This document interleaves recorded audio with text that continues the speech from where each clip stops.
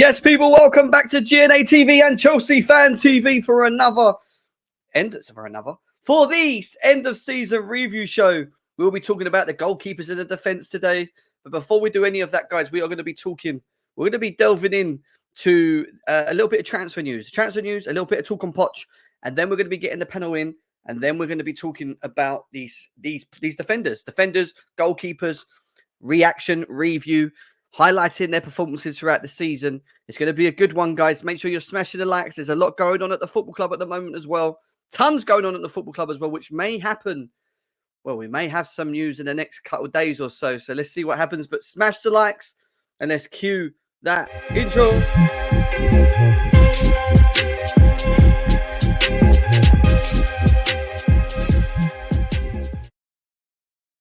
Yes, people, welcome back to GNA TV and Chelsea Fan TV for another. I keep saying another. There's no another. For the first end of season review show, which we will be highlighting the goalkeepers and the defenders today, guys. Before we do any of that, please make sure you're smashing the likes. We've got some transfer news to go into quickly that's come out today, and a little bit of information in and around Pochettino as well, which we're going to be getting into in this show. I need you guys to hit the thumbs, though, guys. If we're not hitting the thumbs, what are we doing?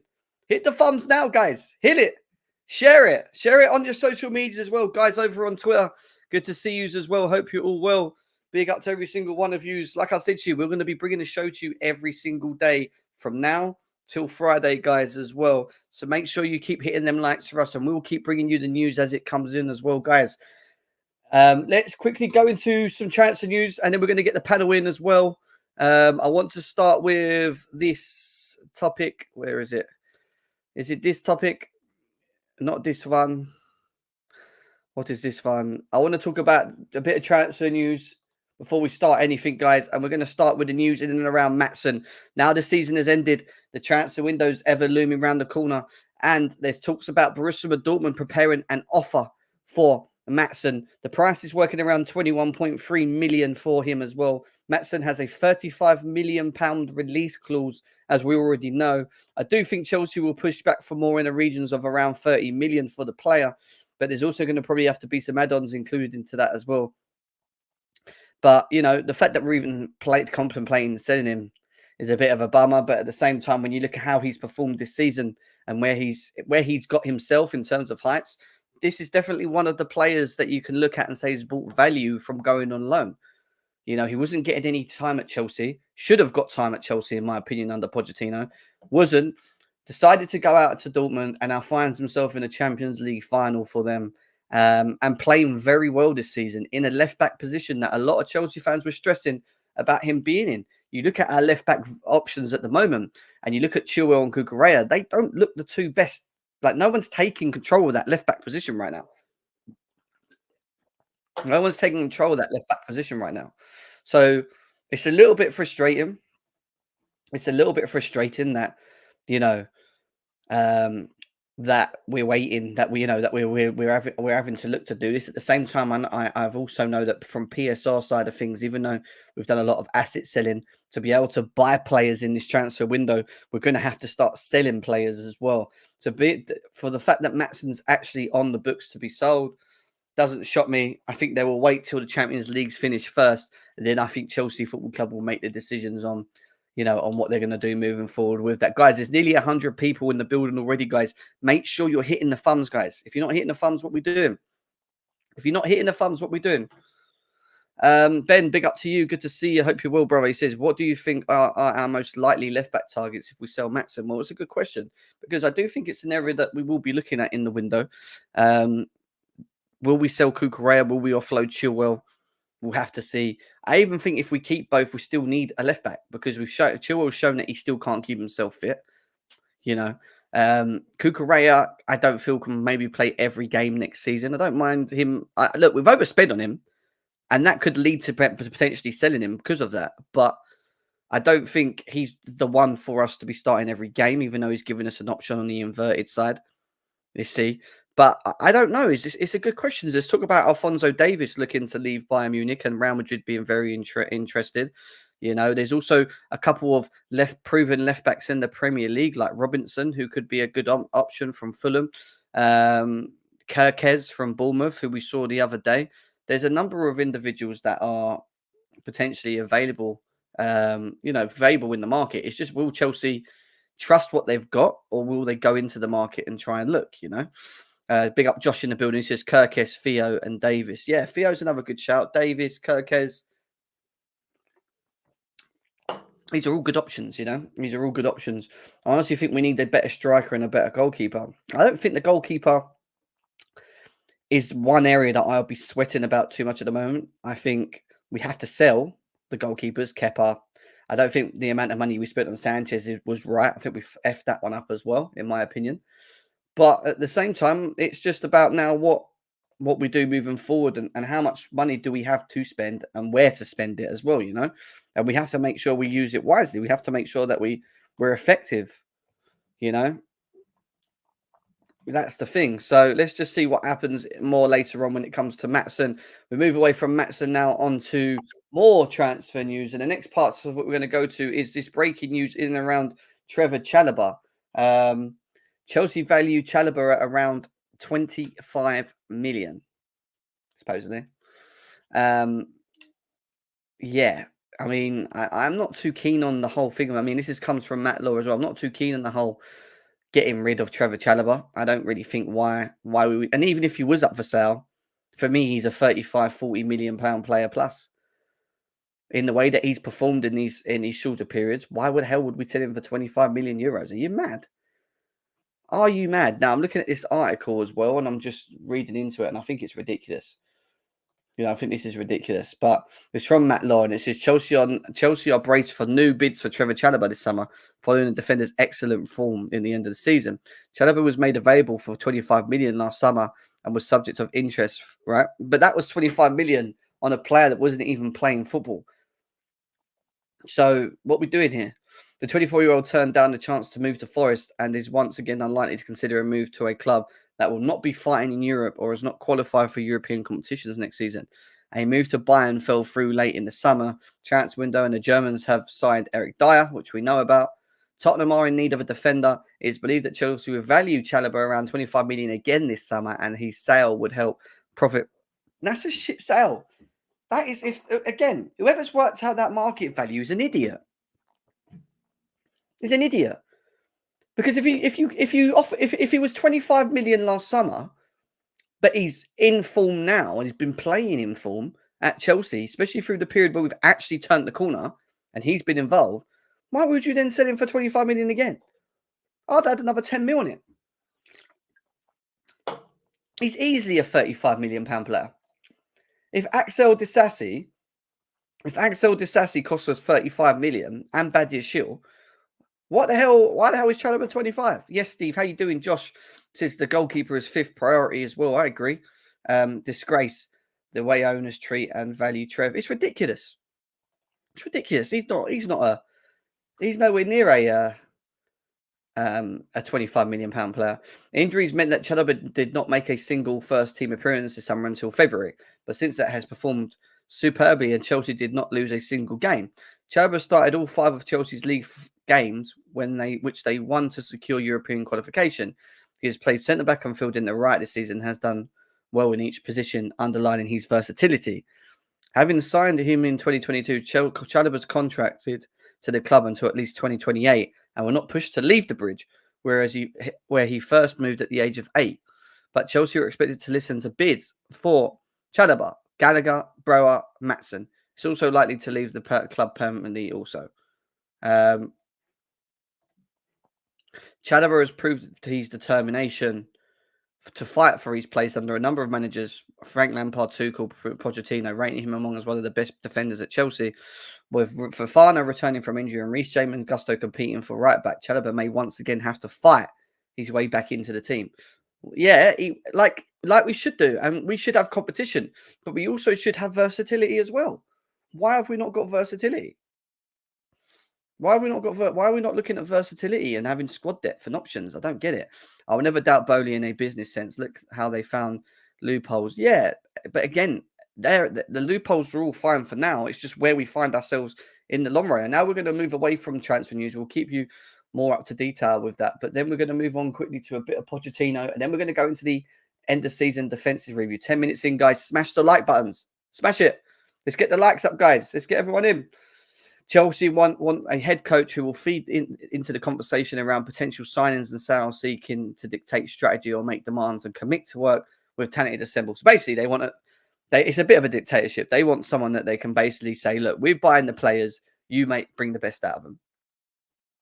They will have some sort of involvement, but not a big involvement in terms of I want him, and that's going to make my system.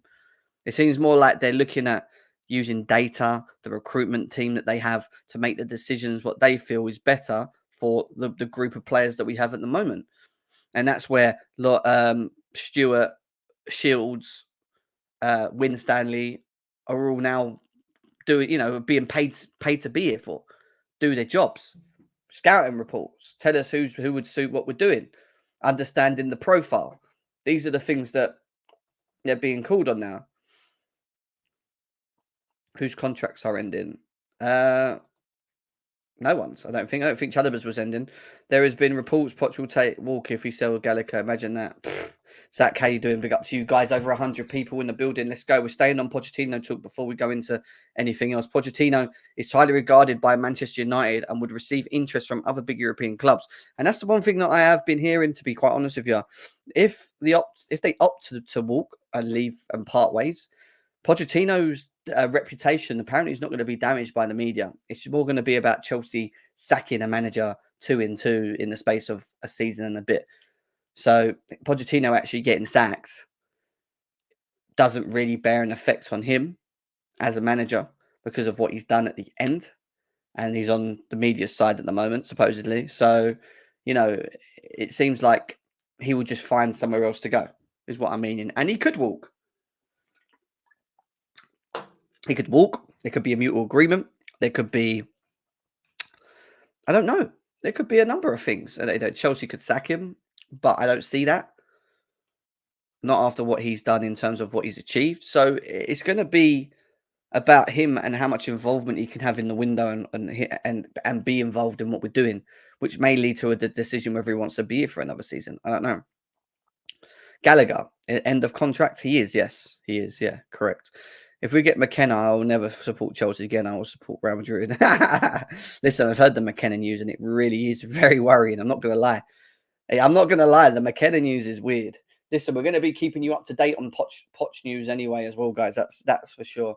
Let me just put the link in there for the panel.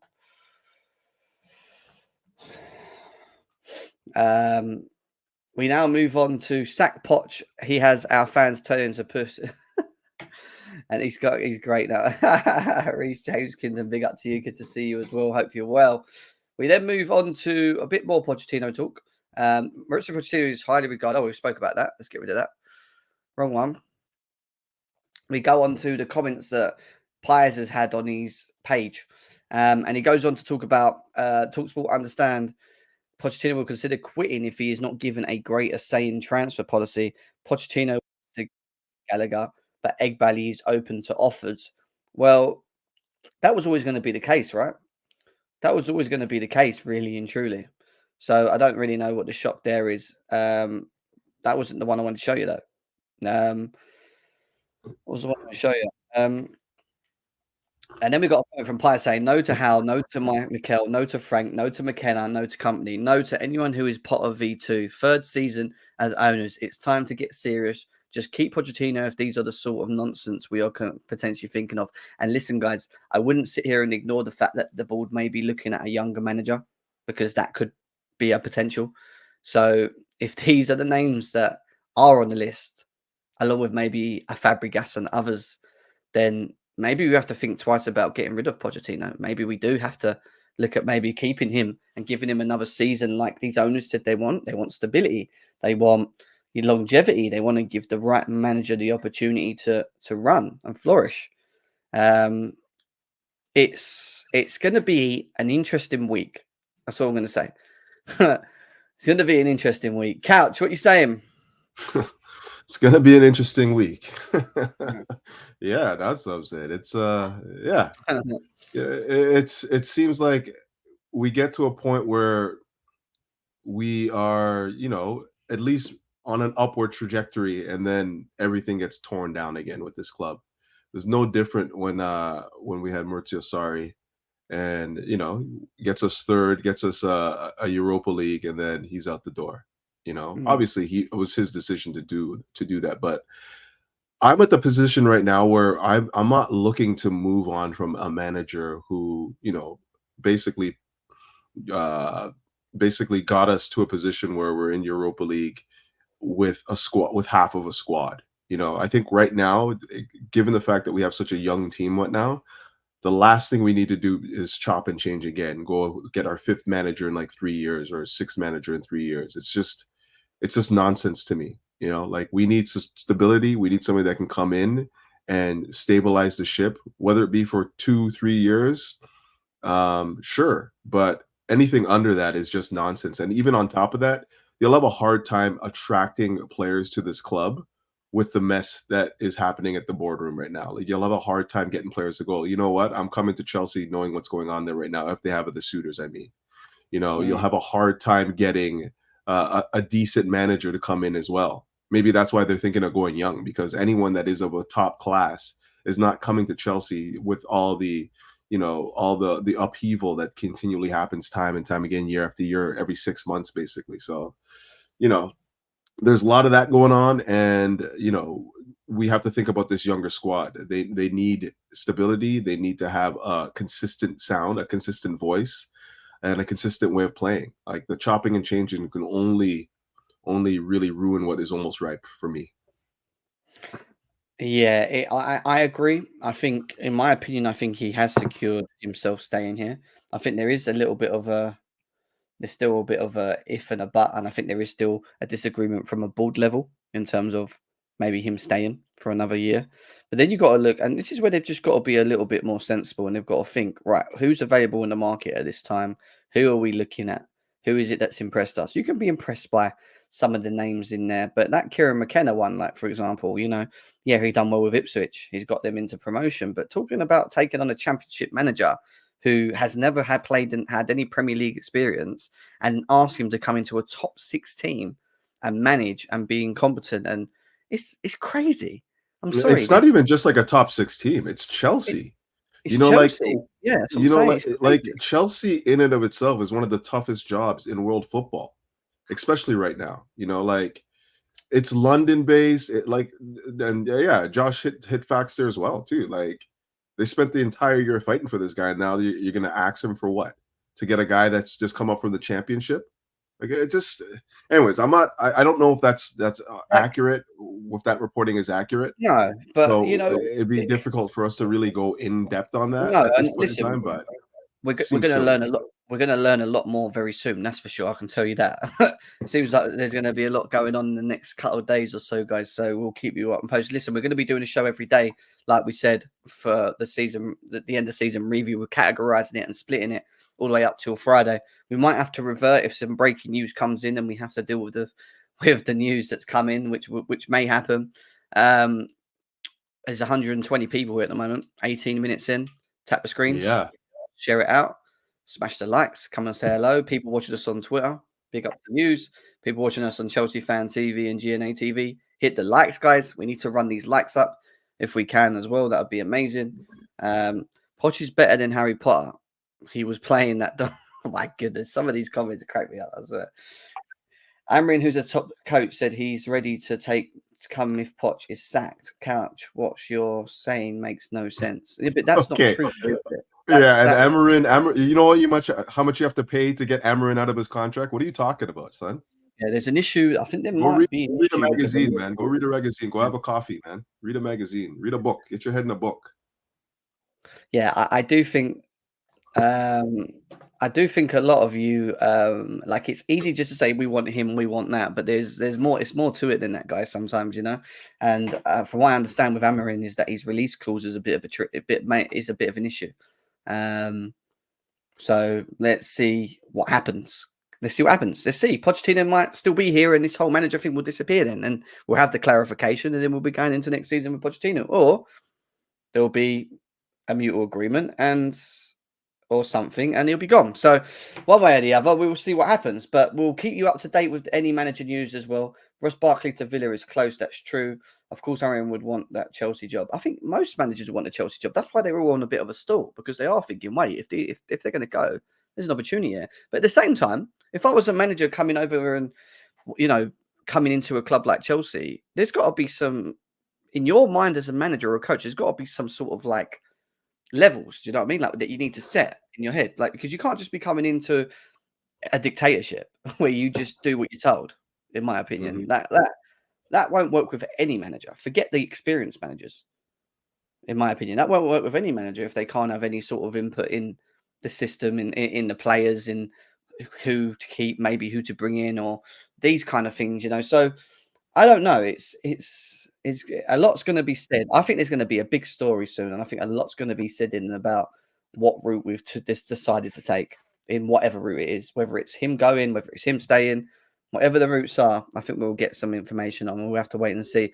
Of course, yeah, and like let's not forget as well that it's not just down to what the board wants. And maybe it comes down to what Pochettino wants. Maybe he doesn't. Maybe he's decided that he doesn't want to, continue on as coach based on the fact that he can't make the decisions a manager can make for the players coming in and whatnot. It could be a number of things, So I don't think that it's as cut and dry as like, okay, well, Egbali doesn't like him or Egbali wants a younger coach.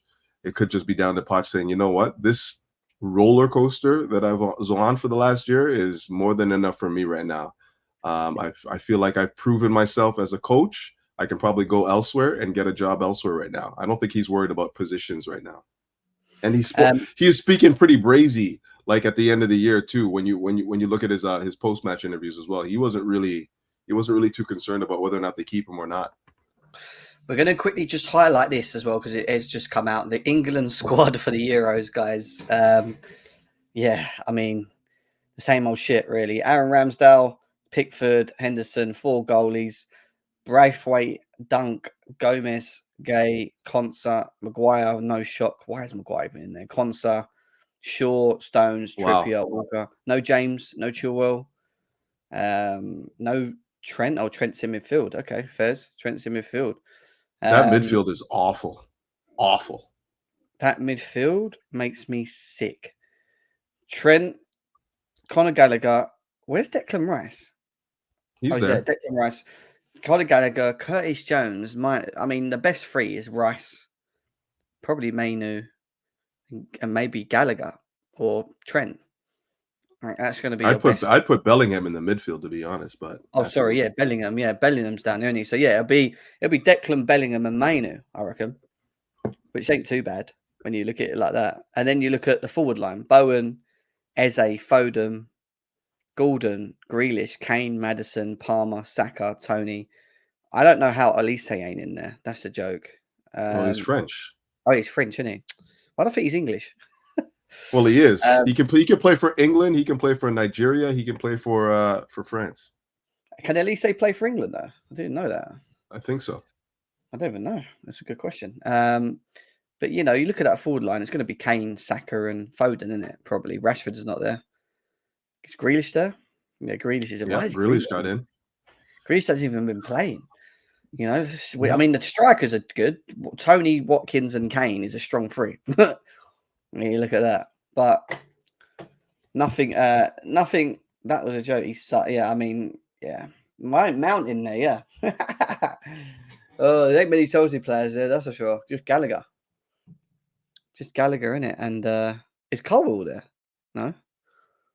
Colwill hasn't played in ages. And Palmer. Gallagher and Palmer are the only 2 people representing Chelsea Football Club over there. Yeah. It is what it is. Come on, let's get into the end of season review. I did expect the boys to come in a bit sooner. Otherwise, this is going to be a quick sum up of this defence and goalkeeper. If you're listening to me, I'm just going to say they're all shit and we'll be done, right? Well, this is why I needed Don, but Don's somewhere else at the moment doing that. And then you've got forward. I don't know where forward is. Usually he's always about. I think AJ's coming, and I think what's his name's coming as well. Devin, Callie, I think. Mm-hmm. So we'll start with the goalies. me and you. Guys, this is how we're going to rate it at the moment. We've got Bozo Sell, poor season, average season, above average season, and then we're just left too cold for now as well. This is the end of season review for the goalkeeper and defence only. Tomorrow will be the midfield as well. We're going to start with Sanchez. We spent 30 odd million on him. He started the season. He done some horrendous thing. I remember him going up for a corner and running back and trying to stop the goal from going in at home at the bridge. What are we saying, Couch? Are we saying? Well, you go first. You speak on it, man. What do you guys say? I feel that I just think he's not a great shot stopper. I feel that he's not that good of a goalie, and I feel that the only thing that he has is okay on, which is his distribution, isn't even that good. And when I look at how he has been all season and the amount of goals we've conceded, 60 plus odd goals, all right, he's a part of it. When you look at the earlier results in the season, which I'm going to let's go to Chelsea's fixtures, Chelsea season. And you look at, let's scroll back into a bit of time here. You go back to the beginning of the season. We were better defensively at the beginning of the year, to be honest. Well, let's have a look. Let's put it out there. I'm sure we were. Our first game was 4-3 against Brighton. Yeah. And then pull it up so we can all look. Yeah, we can have a quick look. Let's revert back to this for a second, because we have to look at these things as well, guys, when we're taking into consideration. I mean, 4-3 against Brighton, then 1-1. Then we won 2-0, drew 1-1 with Dortmund. No, this is the that's all the preseason stuff. Yeah, where is? There we go. Sorry, I think we were well. I'm thinking to myself, what's going on here? Where? 1 second. No, you're right. Keep going up. Keep going. You're good. August. We're here. Yeah, here we go. Yeah. Around here. So we started with Liverpool. Liverpool was our first game. So we drew 1-1. We lost to West Ham 3-1. That was an abysmal game, by the way. I remember that. That was a shambles across the pitch. We then beat Luton 3-0 at home. Just about beat Wimbledon 2-1. Lost to Forest at home 1-0. Oh, hold on. Yeah, get Josh in here, man.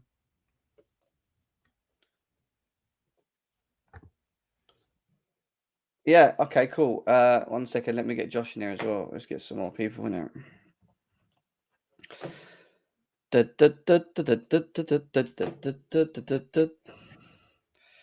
Okay, Josh. Josh, you're going to have to message me. Have I still got him here? I'm sure I've got him somewhere. There he is, yeah. I've got him. There you go, Josh. It's with you now, bro. Yeah, going back to this. And then 0-0. This is September. Lost 1-0. I mean, we didn't concede loads of goals. You're right. We didn't concede loads of goals. Effectively, it got to October 21st where we drew 2-2. And that he had that absolute shambles of an error, which led us to drawing this game by passing it out to Declan Rice, which was on him. I remember this Brentford game as well. Shocking. Absolutely abysmal. And he played. I'm pretty sure he played. I'm sure he was in here as well. If we go to, he played. Did he play? Oh no, we didn't play a substitute keeper for I can't tell you how long. It was always the same keeper for every game. So people were begging for Petrovic at this point. And then look, we had the 4-4 at home, which he was in goal at with them. And then this Newcastle game was a beast. I wouldn't put that on Sanchez though. We had so many errors in the back. I mean, I'm pretty sure. I'm pretty sure we had a red card. Yeah, I'm pretty sure the red card helped. Thiago Silva gave away the ball right outside the 18, right in on goal. There's a bunch of errors in that team, But again, shipping 4 ain't fun. Yeah, I mean, and then going into December, I think it was all the way till he got injured, wasn't it? And then he came in, and obviously 3-2 against Brighton. So, and then 2-1 against Man United. And then when did Petrovic come in? That's what we've got to work out. I think, was it Wolves? I can't say for sure, to be honest. There we go. Petrovic. It was Wolves. I remember his first game, I'm sure, was Wolves. Let me have a look at the game before. He might have played this actually as well. This was the home game. Yeah, there it is. Yeah, he did. He did. He played there as well. Let's get Josh in. So effectively, if you look at it from, I don't know, say from Everton, because I'm pretty sure who was in goal at Everton? Was it Petrovic? Sanchez. Yeah, Effectively Sanchez. from Everton, where he was awful. There's a lot of bad games. And I mean, there was not a lot conceded at the beginning, but then it seemed to just got worse. So there was some games where we can say, all right, it wasn't on him, it was a defense. It was the defense, it was a structure, it was a setup, it was these things. But equally, when you look at him as a goalie and how he's performed through that period, I've got to say, poor. I mean, you got Kepa coming back. The argument here is who you keeping and who you selling between the two. Kepa, what are you talking about? I'm selling Kepa. Like what? Oh, it's not as an easy, clear question to some though. What? How so? Yeah, I was talking to some Chelsea fans that said we should get rid of Sanchez and keep Kepa because apparently Kepa's better than Sanchez. Okay. I mean, what do you say, Josh? Is both an acceptable answer?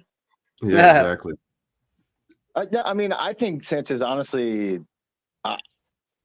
one of the worst on the ball that I've seen in a while. He was so bad. And there were several games, or at least earlier in the year, where he almost single-handedly cost us several goals by giving away the ball at the back very sloppily, and was probably saved a few times by some sharp center back play when he did give a ball away. And I never had a game this season when he was in goal where I didn't feel shaky or nervous at some point in the game. I can say without a doubt when Petrovic was in goal, I did not have those same sorts of nervy, unending moments in a game when the keeper was in. Just not once. But with Sanchez, I agree. Every game I was waiting for the one moment where he was going to fuck us. Every single time he played, there was going to be one moment where he was going to fuck us.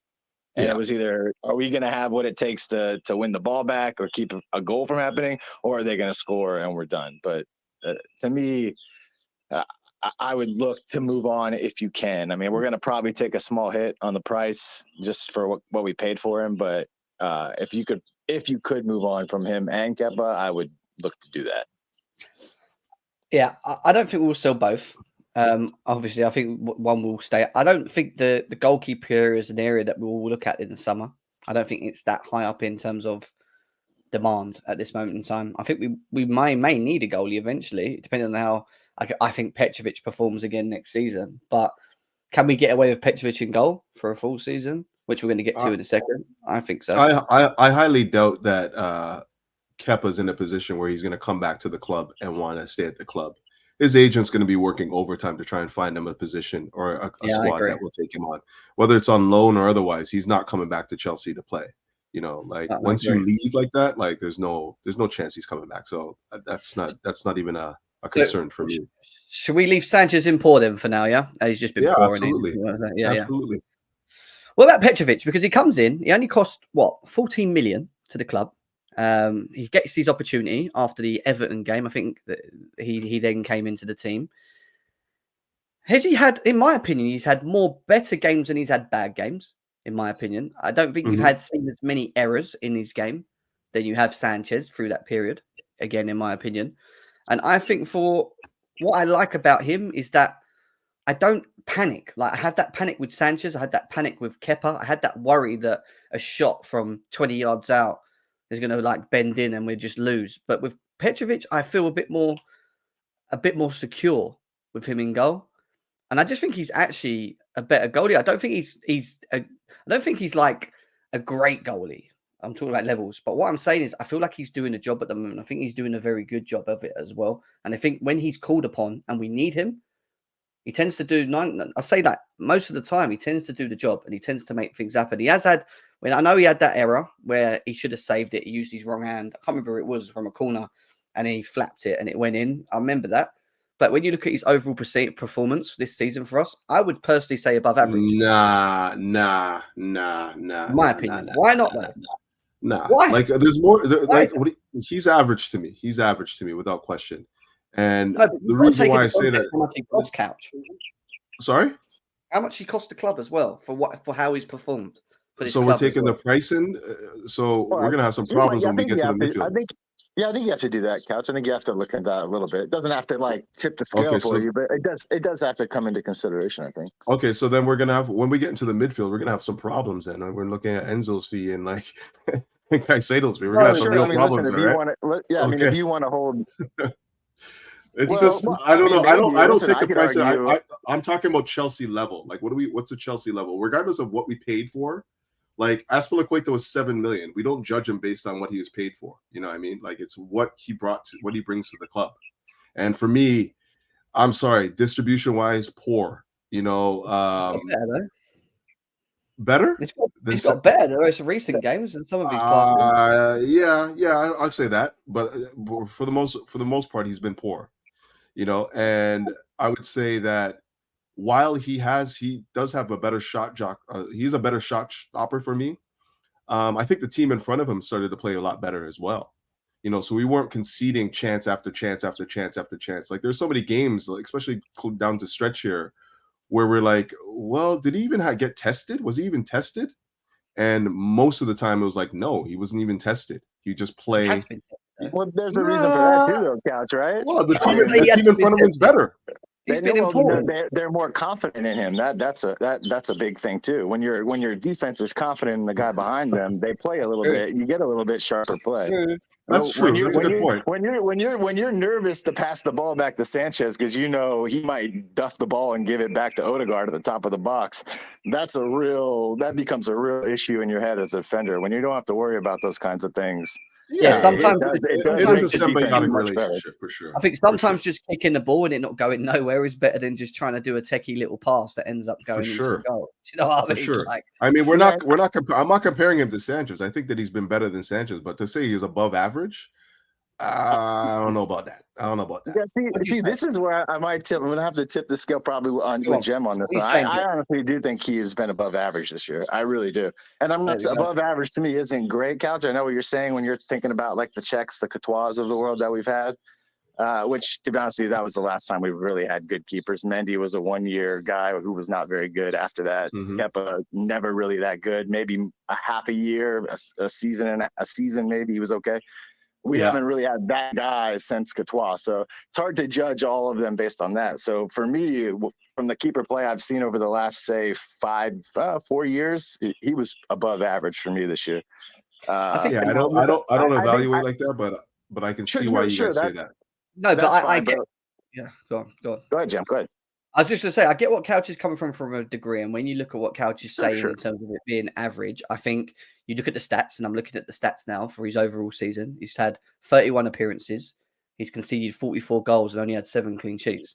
Wow. But so that's across all competitions, FA Cup, EFL Cup, Premier League. That's a lot of goals.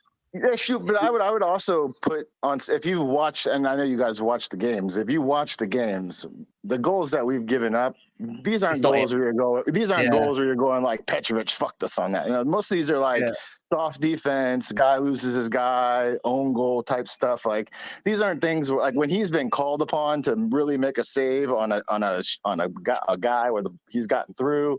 He's done that most times, more than not this season. He really has made big saves when called upon. Now, I mean, obviously, not every goal is the defense's fault, but I would say with him, the majority of the goals that he gave up were things that he really didn't have much of a say in. If you know, put it that way. And I'm looking at the majority of the goals. I'm looking at the majority of the goals conceded in the second part of the season where he's been in goal, and a lot of them have been the Liverpool's, the 4-1s, like the Newcastle at home 3-2. 4-2 against Leicester, 4-3 against Man United, 5-0 against Arsenal, 2-2 against Villa. They're sort of the bigger scores from the period, and 4-2 at home. If you remember that one where we lost to Wolves, 4-2 at home. The United game is a game to me that jumps out as one where I could put one of the goals on him. You know, he didn't come out enough, or he came out too quick, and he didn't. Yeah. Guys, it's average. Let's be real. It's average. 38 goals conceded, man. Come on. It's average. Yeah, but I think also eye test is important as well. And I think it could, if you look at it from the eye test, I think it could have been a lot worse, Couch. Like, that's a lot of goals, but I think he made some. He really kept us in certain games as well when he Hey, scored. if you guys want to keep him there, that's fine. I'm just saying that's average to me. No, it is the numbers, but Sure. then you have to look at, like you said, the whole squad, what was in front of him, and how it was set up, and what was I going think the on the squad time. got better as the year Yeah. went on, though. We got better as But a team. it didn't until later. You got to bear in mind, he came in December. You know, we were still leaking goals. We went to Luton 2-0 up and just about won 3-2.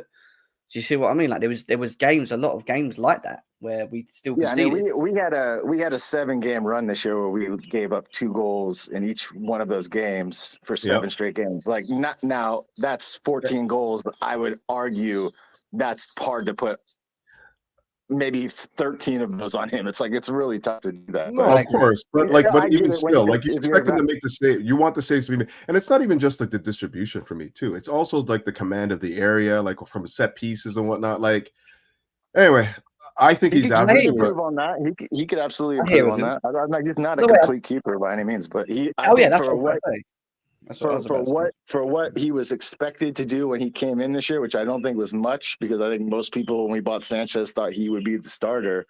I think what he did and the return on investment we got for him was an above average return. So that's I'll why I give put you him. that. I'll give you that. I hear that. I think there's some very good discussions and analysis on that, and I see both sides. By the way, I'm not like fully like saying Petrovic is the greatest goalie we've ever had I in a agree. while. Saying that, Yeah. you know, he's a lot better. He makes me feel a little bit more at ease when I watch him in goal than I do with the others. That's all. But we move on. Let's go on to defenders. Malo Gusto. I mean, again, how much did we buy him for? Can anyone remember off the top of the head? 20 odd So million. we're really doing this money thing, eh? We're really No, doing but we this. have to look at we Okay. have to look at the overall, what they've come in for, that's what they've done. Yes, people like Caicedo when we get tomorrow are it's going to be hard to judge him on money, because even though they've still had a good performance, 100 million is just over the board for market value. We know that. But All right. when we talk about Gusto and his overall performance, what he's done this season, are we saying above average, or are we saying his overall performance is too cold? He's exceeded over expectations in terms of how he's performed, or do we just see a very good player in him? I mean, for me personally, I've been very, very impressed. I wanted him even before we signed him. I knew that there was a raw talent in him. I still think you can see them raw credentials in his game. I think his overall ability to get up and down the pitch with speed and usually tends to make the right decision defensively when it comes to tackling is good.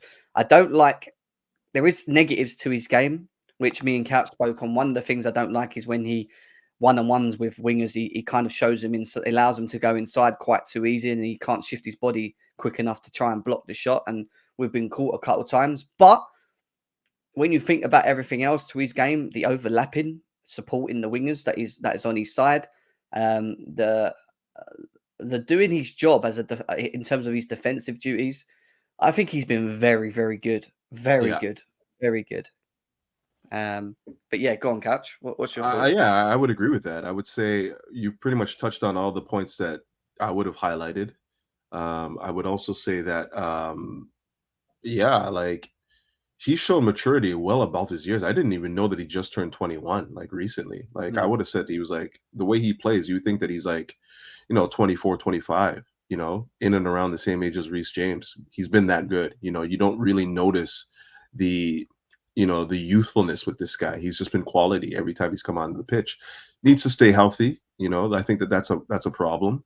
We need him to be healthy if he's going to be the deputy to Reece James, because we also need Reece James to be healthy, right? So there's that, but everything else, like his ball delivery, his defensive work, getting up and down the pitch, not really being caught out a lot. His awareness is usually pretty good. It's just the one thing that I have a problem with when it comes to Gusto, and it's just like what you said. Like I think that when teams are coming in with an inside forward, he has a difficulty in really showing the defender onto their weaker foot. And every time, he's kind of like he hasn't really sorted out his footwork well enough to snuff out the danger. So, but again, like at 21 years old, Unbelievable. I think he's been really, really good. I'd say I would put him above average. I don't really Okay. think that we need to go too cold. Yeah. He did, like I feel like too cold. That's reserved for maybe one person this season, but Yeah, I mean Yeah. above average, absolutely. I mean, if there was like a very good there above that was just above average, I'd put him there because Yeah. honestly, he's 21. So to say that, I think to say anybody really knew much about his game, they would be probably not being fully honest with you. But I knew him coming into this season as an offensive style right back, like or right wing back kind of player. That's all I sort of really heard or had seen of him. What really surprised me was his defense. I know some of you guys are talking about the little things he can improve on, but I thought overall his defensive game was awesome. Like, I mean, especially to come into the Premier League, a physical league, I thought he was going to be a soft player. I really, just by looking at him from some of the comps I saw of how he played, I thought this was going to be a soft guy. He is not that. He is as much of a dog as Reece is from a mentality standpoint. And that was what impressed me the most. I think the health thing that Cal said is right, but I think that's a symbiotic relationship with Reece. When they're both healthy, they will keep each other healthy by both True. being able to give spare each other minutes. I think, yeah. Reece missing the Euros is the happiest news I got all day. I was so happy that he's not going to that crap. When you look at his stats, he's played 37 games across all competitions: League, FA Cup, EFL Cup. He's got 9 assists in total, with along with only 7 yellow cards and 1 red card for the 37 that he's played, which I don't think is too bad for a defender, personally. I don't like the red card, but not the way he plays, which is an aggressive style of defense, which I love. And to only have 7 yellows is pretty impressive, I think, too. I mean, I thought this kid was really. I'd like to see him add some goals to the book, but I think that will come as the forward line gets better. When defenses have to pay more attention to to Osimhen's and Cuckoo's, that's going to free up space for him to score goals more. So I'd like to see him add that part to his game. But man, really, really impressive player. Very, very happy with and the scouting department on this. It's again, you've got to take your hat off to the scouting department. Not something that we can do a lot of on others, but they've done well here. And on that, we have Ads, who has joined the building. Who? For the defender and goalkeepers. Forward, sorry, not Ads, there we go. Forward. Job, man.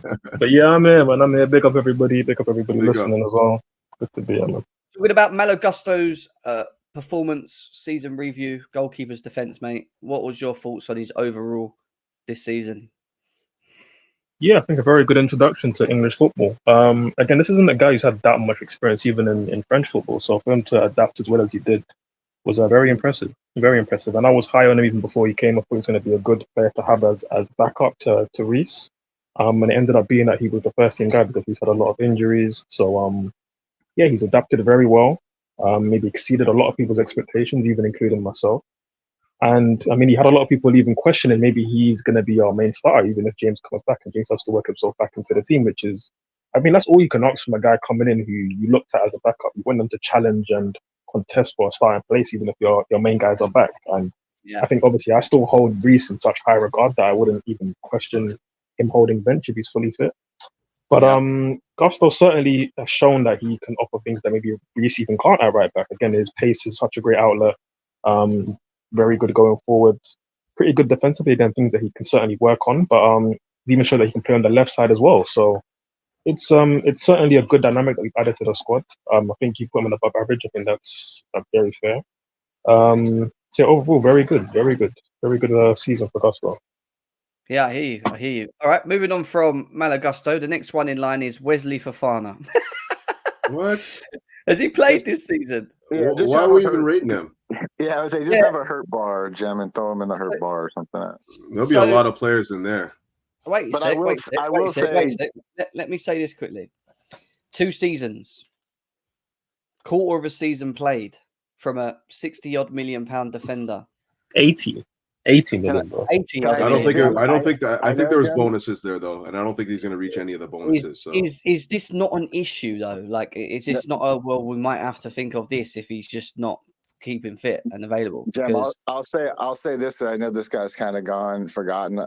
I'm so excited to have him back next year, man. I listen. Same. Wesley Fofana, when healthy, is an absolute dog. And I'm telling you right now, he is going to bring absolutely nothing but intensity and pace and power and passion. And he's an incredible defender. When this guy is healthy, and I'm really hoping he gets a full preseason, we have center backs to help him out there with that. But if this guy's healthy for a full season next year, we've not seen enough of him, Josh. This is the problem I have right now. I've seen this guy play. I know what he's capable of. When he also played, and we can't ignore, he had some horrible errors in his in game. Nobody does it. Yeah, nobody's error free. Back to back, I remember. You know how inconsequential the errors you're talking about are. Is that I can remember the one or two offhand. Yeah. Out of all the games that he played coming into us, and to me that's not a huge deal. If I can remember one or two things that you did, I'm telling you, when he's healthy and fit, watch out for this guy next season. Right, I know it's easy to pile on him because he's been hurt, but he's a fantastic player. I'll put injured, bozo, sell, or injured for him. All right, there's not much to say really on him because we've not really. But he's the only guy that I have faith in that I think will be that can be that commanding center back for us. Couch likes a defender. Interesting. Well, I've always liked Fofana. It's just his injury record. I thought you didn't like any of our defenders. I didn't know that. So maybe it's just me then. All right, let's go. No, I like Fofana. I think Fofana has something about him, but it's just he's got to stay healthy. Like we haven't really been able to see the best of him because he hasn't been healthy enough. So sure. And that's part of the difficulty that most people have with the purchase. It was just kind of like this guy's coming off a serious injury. We've spent like upwards of 60 some odd million for him, and we still haven't seen the best of him. I know. I remember that. Yeah, I was there on those streams as well, and I think I just want to briefly have my say on this because again, like hearing Josh talk about him being this dog, this lights out defender, basically. Like I did see that at Leicester pre-injury. I think post-injury, he came back and he was decent. But for me, my issue, and obviously I expressed this many times on streams with you, Jen, is that you don't relay that money on somebody who's just come back from that serious an injury. Like, there's just no guarantee he's going to be able to give you consistent minutes. And we've seen that play out here. And it's hard to be too harsh on him because, again, we've only seen 25% of minutes since he's joined in 2 seasons. So it's unfair. But obviously, there were periods last season when he did play, and there were more than 1 or 2 mistakes for me. Like, there were quite a few mistakes. And I'm not going to hold it too much against him because I agree with these guys. Of all of our centre-backs on the roster, he has the highest potential. And he's shown the best football of all of them in his professional career. So, yes, there is room for optimism with him. But, of course, there's a lot of concern that there's no real guarantees with him that he's going to come back and be the same player that he was or improve to where he could have been. Because I'll just be honest, the trajectory pre-injury was that similar to a Saliba. And that's something that you want in your squad. But right now, there are no guarantees. Yeah, and I will say, go ahead, Coach. No, you got it. Just for listen, for this guy, I know the money thing is talked about a lot. And I think when you're talking about last year when he was playing, and this is the guy who was trying to play through an injury. His knee was taped basically the entire time he was fit to play last year. I mean, so the money, maybe that puts a bit of pressure on him personally to try to play through some injuries. And maybe that's what really kind of put him over the edge to get this big injury that he had last year. But I do think you got to have a little bit. He's a very young guy still. I think he's only 23, 24, something like that. So we have to have a little bit of patience with him. And hopefully if he does get that full healthy preseason, we'll see the best of him hopefully next year and be able to evaluate him going forward after that. So. Yeah, I'm not going to lie. I'm worried about him just because he hasn't played a lot of football the last 2 years. And these are very important years for young footballers. I'm worried about him. But, there's no denying that if he can get close to where he was before, he's quality, Thiago Silva, last season at Chelsea, again, played a major part at the beginning. It was involved in a lot of the bad performances at the beginning as well. Came back into the team later in the second half of the season. Since that's been himself, very controlling, very good. So we can't evaluate him on past seasons because we know how good he's been. But look at him from this season. How do you feel about? And again, we've got to take out the fact that he's leaving out of this and just talk about the context of how his performance has been this season at Chelsea. As much as I love him and I think he's amazing and he's always great, I'd love to put him in that above average bracket. But at the same time, even I've seen some really poor performances with him in the team as well. and it kind of hurts to put him in average a bit. But at the same time, we just wasn't good, and even he was caught in moments of the earlier in the season, which then started making people question him being actually in the team and switching it and trying Disasi and Badia Shield, the Chuckle brothers, which we saw later, which didn't bother working. So at the end of the day, I'm going to put him in his average. At the end of the day, everything he's done for this club, coming in on a free, playing at the level he has, playing anyway at his age at the level that he has, and still to the end of this season, which I think he did improve on and show his qualities near more at the end, has been nothing else but just amazing and class. And we're going to miss him. We're just going to miss him hard. But he has had an average season based on the number of goals we've conceded as a club as well as a team. It's a lot of goals, man. It's a lot of goals to concede defensively. So yeah, I would say that like a lot of that has to do with how we play though too, right? Like we play an extremely high. We didn't protect him. We play with an extremely high line for a guy that's like almost 40. You're exposing him a lot, right? For pace. I would also say that none of you can't put any of like our actual central defenders. I don't think you can put any of them in above average. Like after conceding over 60 goals in a season, where the bedrock of a defense is the center back position. I would say that all of them, if not pretty much all of them, are average to me. Just full, what were we looking for here? Like disclaimer on that. But I would also say that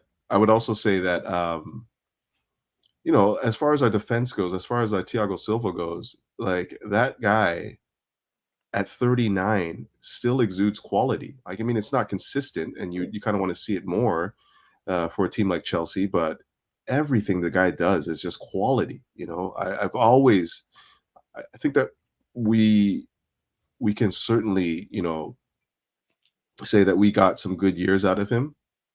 And, I would love for him to come back to the club at some point, even if just to be some sort of a mentor to some of the younger players. I think he'd be great in that role if he can learn to speak English properly. Won't be disappointed to see his wife go though. She was a bit annoying for me, but yeah, average for me. Go on then. What you saying, Josh?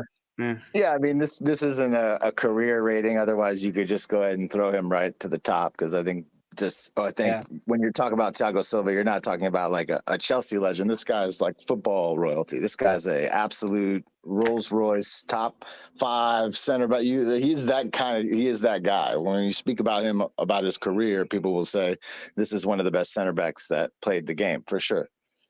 With us, he's been sensational. Like even a bad Thiago Silva game is an average game, maybe sometimes even above average. He could have a poor game, but do some things throughout the game that can totally redeem that one mistake.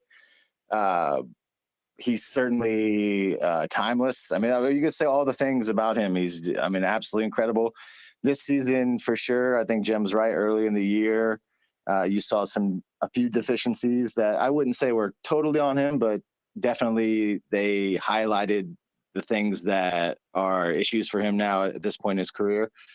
And I do think that the club at some point did talk about maybe phasing him out because they had to see what they had in Disasi, Badia Shield. They wanted to see what they had in these guys. So there was a point in the season where he didn't play much. And then I think towards the end of the year, Poch realized, like, hey, if I want to get the best out of these center backs, I need to pair him with a young guy. I need a young guy and a little bit of experience to get the best pairing. And I think you saw that even with a guy like Chalo. He would play Chalo with a Badia Shield. He would play Thiago with a Disasi or Thiago with a Badia. He would play a more veteran guy with one of the young guys, and you got the best out of that young guy by doing that. So yeah, I mean, elite level for this season, you can say average. I think is okay to say average for this season, just based off minutes, the amount of time he played, didn't play, but absolutely incredible player for sure, club legend.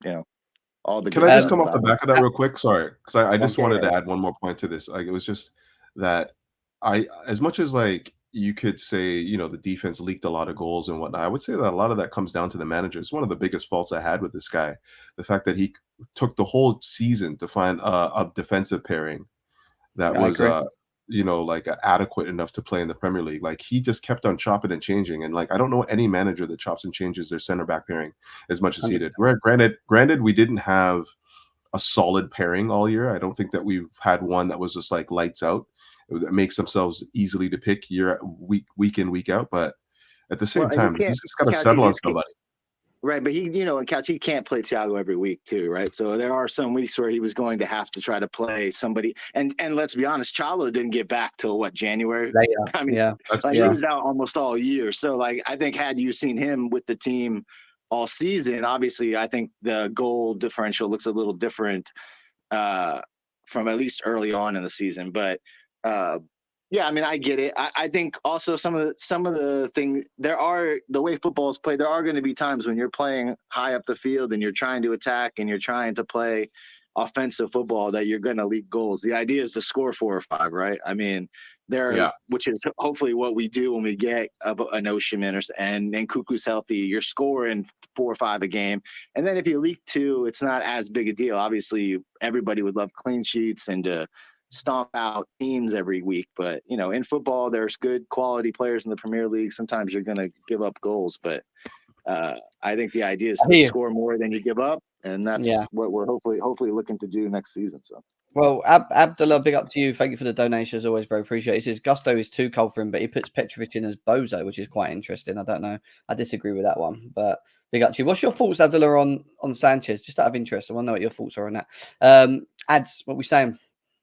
Yeah, I'm sort of I'm sort of left with the breadcrumbs here because you lot touched on a lot of really good points. But if there's something I can actually add to a bit was the talk on like the consistency of our back pairing line, like the selection choices that Poch made in the back two, especially. And obviously how much it changed throughout the season, and a lot of that, of course, is down to the manager. Which again, we normally prefer. Everybody prefers a natural set back two that can really be the bedrock of the defense.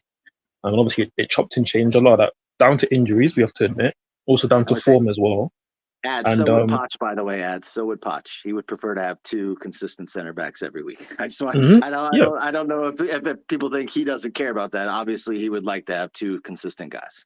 Yeah, for sure. And this is actually where I'm starting. I'm actually backing the manager in the sense that, like I feel for him that because he has so many injuries of it was injuries that left back, which meant that you have to put Colwill to play left back. So these kind of things that you have to do throughout the season, like you have to feel for the manager in that sense. But why this ties back into Thiago Silva is that of all of our centre backs, he was the one that played the most minutes, was the most consistent performance-wise, and had the best injury record. And again, that just speaks to his professionalism, the way he carries himself as a footballer, and his prestige in the game. Again, this is an all-time legend of the sport. And it was such a pleasure to watch him on a consistent basis for Chelsea, the fact that he came to us and the fact that he actually accomplished big things here because he had something left on the table that he hadn't won, which is the Champions League. And he had played for AC Milan, he had played for a good PSG side, but never won it. And to come here and win it is always going to tie him to the club and tie the club to him. So again, it was great that he could do that. And for me, even in his worst season, he was still our best centre back. And I don't really want to bury the lead here, but I feel like he's our only centre back that can be put in average, at least of the ones that started the season fit. So yeah, again, it wasn't his best season. We saw him look more human, make a lot more mistakes, have bozo moments, you can say, quote unquote. But at the same time, he still had a level of like quality to his play, more composure on the ball, helping us to play out the back. At times a bit too slow, admittedly, but still having more composure on the ball, composure in his defending, could actually lead the back line, tell others what to do, control the back line at times. So for me, it's I'd put him in average. Again, I think he's probably still got the most goals of the back line as well. So that has to be taken into account. So yeah, I'd put him in average. Which again is probably his worst season. But again, the fact that he's having his worst season at 39 and still being a good enough starter in the Premier League team, like, you have to give him his props, and it just speaks to the legend of the man. And I'd like to see him back one day. It'd be cool to even see his kids maybe grow up and be good enough to play for Chelsea as well. But Bella Silva, the less of her, the better, honestly. She needs to get off 12. Yeah. Let's move.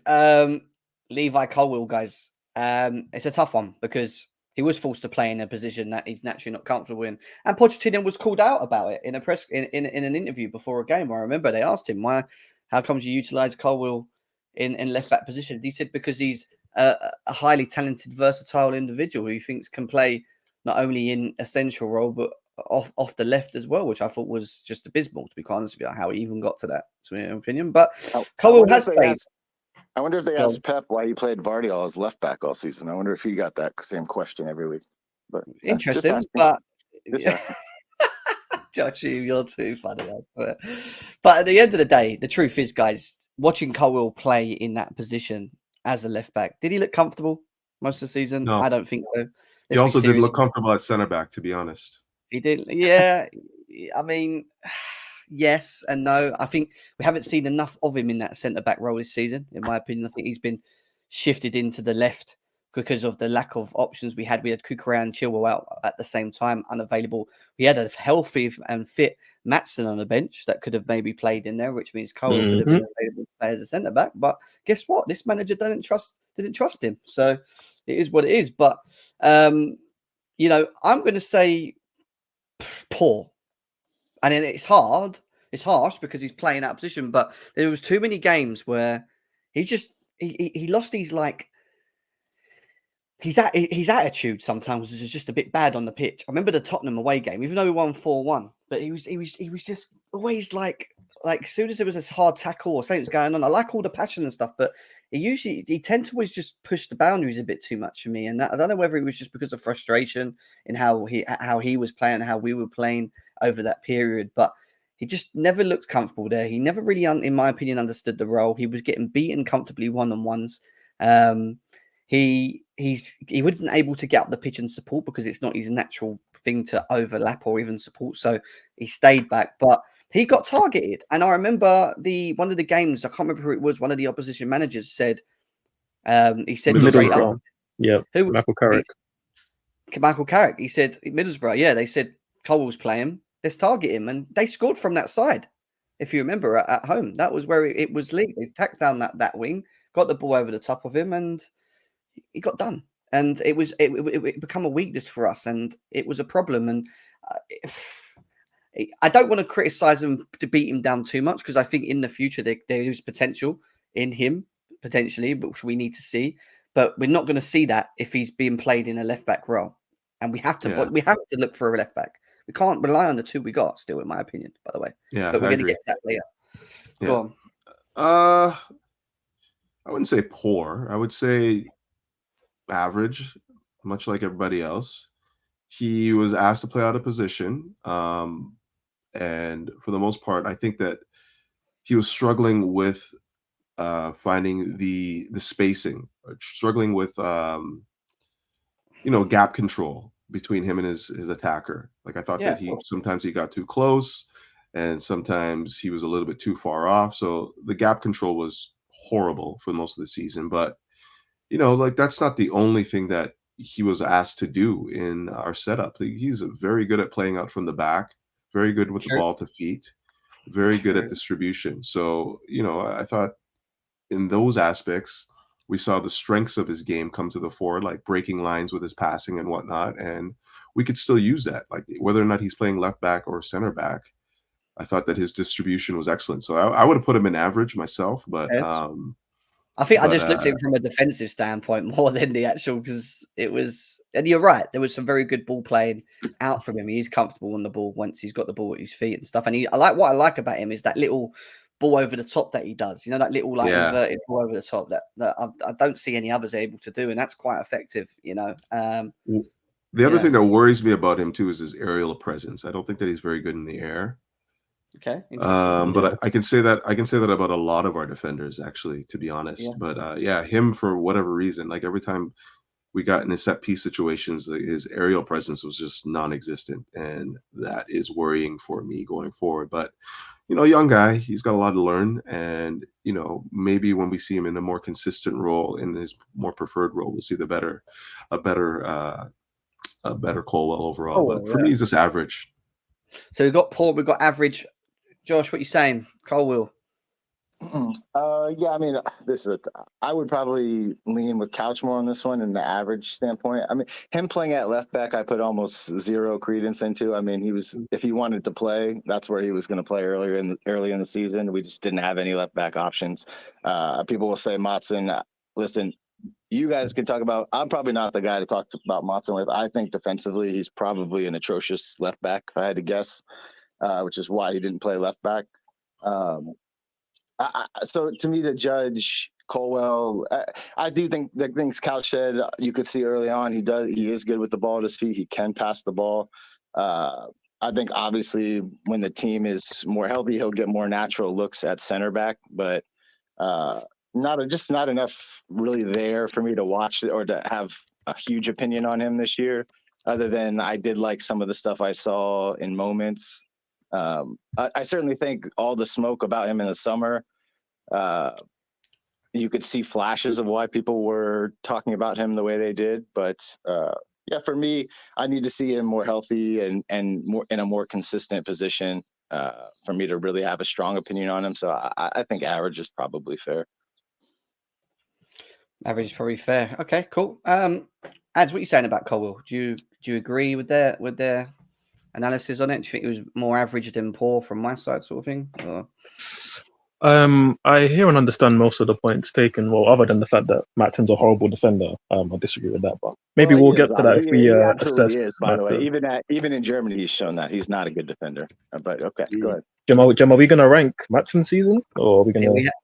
We could put it in there, non-existent since he didn't. He's in there. Okay, we'll talk on it when we get to Maatsen, and that's fine.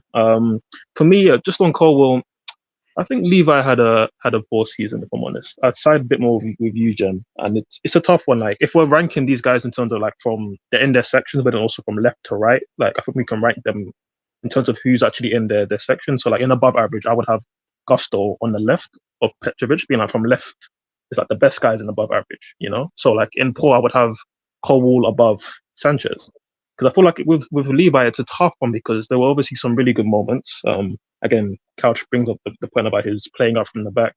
Again, his passing range is very. I wouldn't even say it's underrated. I think people know how good his passing range is. I think he had one of the best assists of the season when he played the ball to Mudryk when he scored against Fulham. Like stuff like that he was doing. Again, very few of our defenders are able to pass like that. So I like rate Colwill so highly that for me it is a poor season because again we're saying Silva had an average season based on his level. I'm saying for Colwill's level and what he was doing in the minutes that he got at Brighton, he was looking like one of the best young centre backs in the league. And for me, it's a poor season because like his stocks have gone down, and a large part of that is because of the manager and how he was utilised, and of course injuries and these things affect it too. But when I look at Levi, I just felt like defensively, again, like Couch mentioned, aerially he was struggling, and a lot of that was at left back. But again, because you're playing left back doesn't mean you should struggle aerially. You should do well, and then you should do better because you're going up against. You're not like you can see more of the game. You can assess your position a bit better, and you can like defend back post crosses a bit better. But he was struggling in that dimension. And then I look at other things defensively where he wasn't the greatest. He wasn't as strong. He wasn't getting blocks in at times. I remember when he did play centre back against Everton, it was quite a poor game. So there was a mixed bag because there were some good games at centre back, like when he played against Man City at the Etihad. Even though he lost Haaland a couple of times, it was still a pretty good defensive performance. So I just feel like because it was such a mixed bag for a player that I rate so highly, I would have to put him in poor. And I would say he's high in terms of the poor list. I would put him above Sanchez, so to the left of Sanchez in this tier-making list. But still, for me, a poor season for Levi because I have such high expectations for the player. I hear that, and I think it's good. It's left 2 for poor and 2 for average. So we kind of like your show, Jen. It's your show. Okay, in that case, poor. Listen, I get it. Like, if you want to judge him off of his left back performances, poor is probably fine. I don't think he's a left back. I think Poch knows he's not a left back. He was playing left back out of necessity. So if I'm looking at his overall totality of the season, he was as versatile as when the team needed him. Yeah. Like I said, you saw a couple of bright performances in big games at center back. So, I mean, to I say average just because I don't think I saw enough of him in his position to really judge him. Okay. What I would say, just to lastly add on that, is like if he had a poor season in centre back, then I would be super concerned. But for me, like it's not as big a concern because if he played a whole season in centre back, I think at least it would be an average for me. So hopefully we see more of that next season. Axel Disasi. I'm laughing already because it's getting interesting now. Well, because he is an interesting player. He's an interesting player. Mm-hmm. See, this is the thing. I actually thought he had a good period. It's not like I've not seen a good period of Disasi. I actually thought he showed a bit of like leadership qualities. He was, defend that Man City game away. He was colossal. To be quite honest with you, he was very good. But then I think to myself about the whole season, and it is the whole season that we're looking at. It's not just a small period or 1 or 2 games. And then I think about some of the shocking defending, like the Arsenal away game with Badiashile, where he was just basically a mannequin, to be quite honest with you. And then I think of the Newcastle game away, and it was awful. And then I think of the Everton game away, and how bad he was, and it was awful. And then I'm like, well, he could have been average, but he's pulling to poor. But at the same time, I'm thinking to myself, I want us to buy a defender because we know Thiago Silva's going and stuff. So now I'm thinking to myself, I don't think we're going to sell him, by the way, because we just bought him. Now I'm thinking to myself, should he be in that bozo sell area, or do we keep him in poor just because we've seen a part of his game where it's a part of the season where he's actually performed quite well, but still, again, the majority just not good enough for me. So I want to stick to poor on Disasi on this one. But I think there's some good qualities in him. I think he is good with the ball at his feet. I think he is aggressive. I think he's good from corners. Like he seems to be very active in the box. However, he's reading the game sometimes, and he's receiving the ball from the back and then playing the ball quickly. I've got to just do that quick pass, and then us losing the ball because he's just done a 60-yard pass on the floor, which wasn't needed. But I'm assuming, again, is that tactics? Is that Poch? Is that them being asked to do that and not being successful? It's happened so much, and it irritated me in many parts of watching him, because I'm like, you're playing the ball out well too quick into dangerous areas, and we're losing the ball when we've not even started building up the play. But then I'm thinking to myself, is that Poch?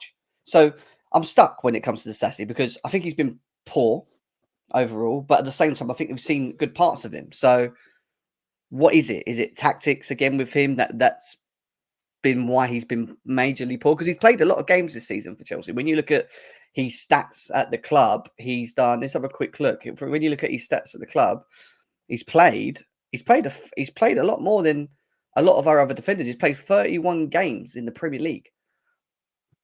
He's only missed 7 games of the Premier League. He's played 7 in the EFL Cup. He's played the majority of our games. So if we're talking about the overall season, I'm going to stick to poor for me. Yeah, a lot of that was well, if you're putting Colwill in poor, then I would think you'd have to put Disasi in poor as well. And that mainly comes down to he's played a lot out of position. Like he's played right back a lot too, right? And clearly he's not a right back in this Premier League. You cannot play him at right back. He's just not quick enough. His decision making is not good enough to play out there. It's very similar to how we view Colwill at left back.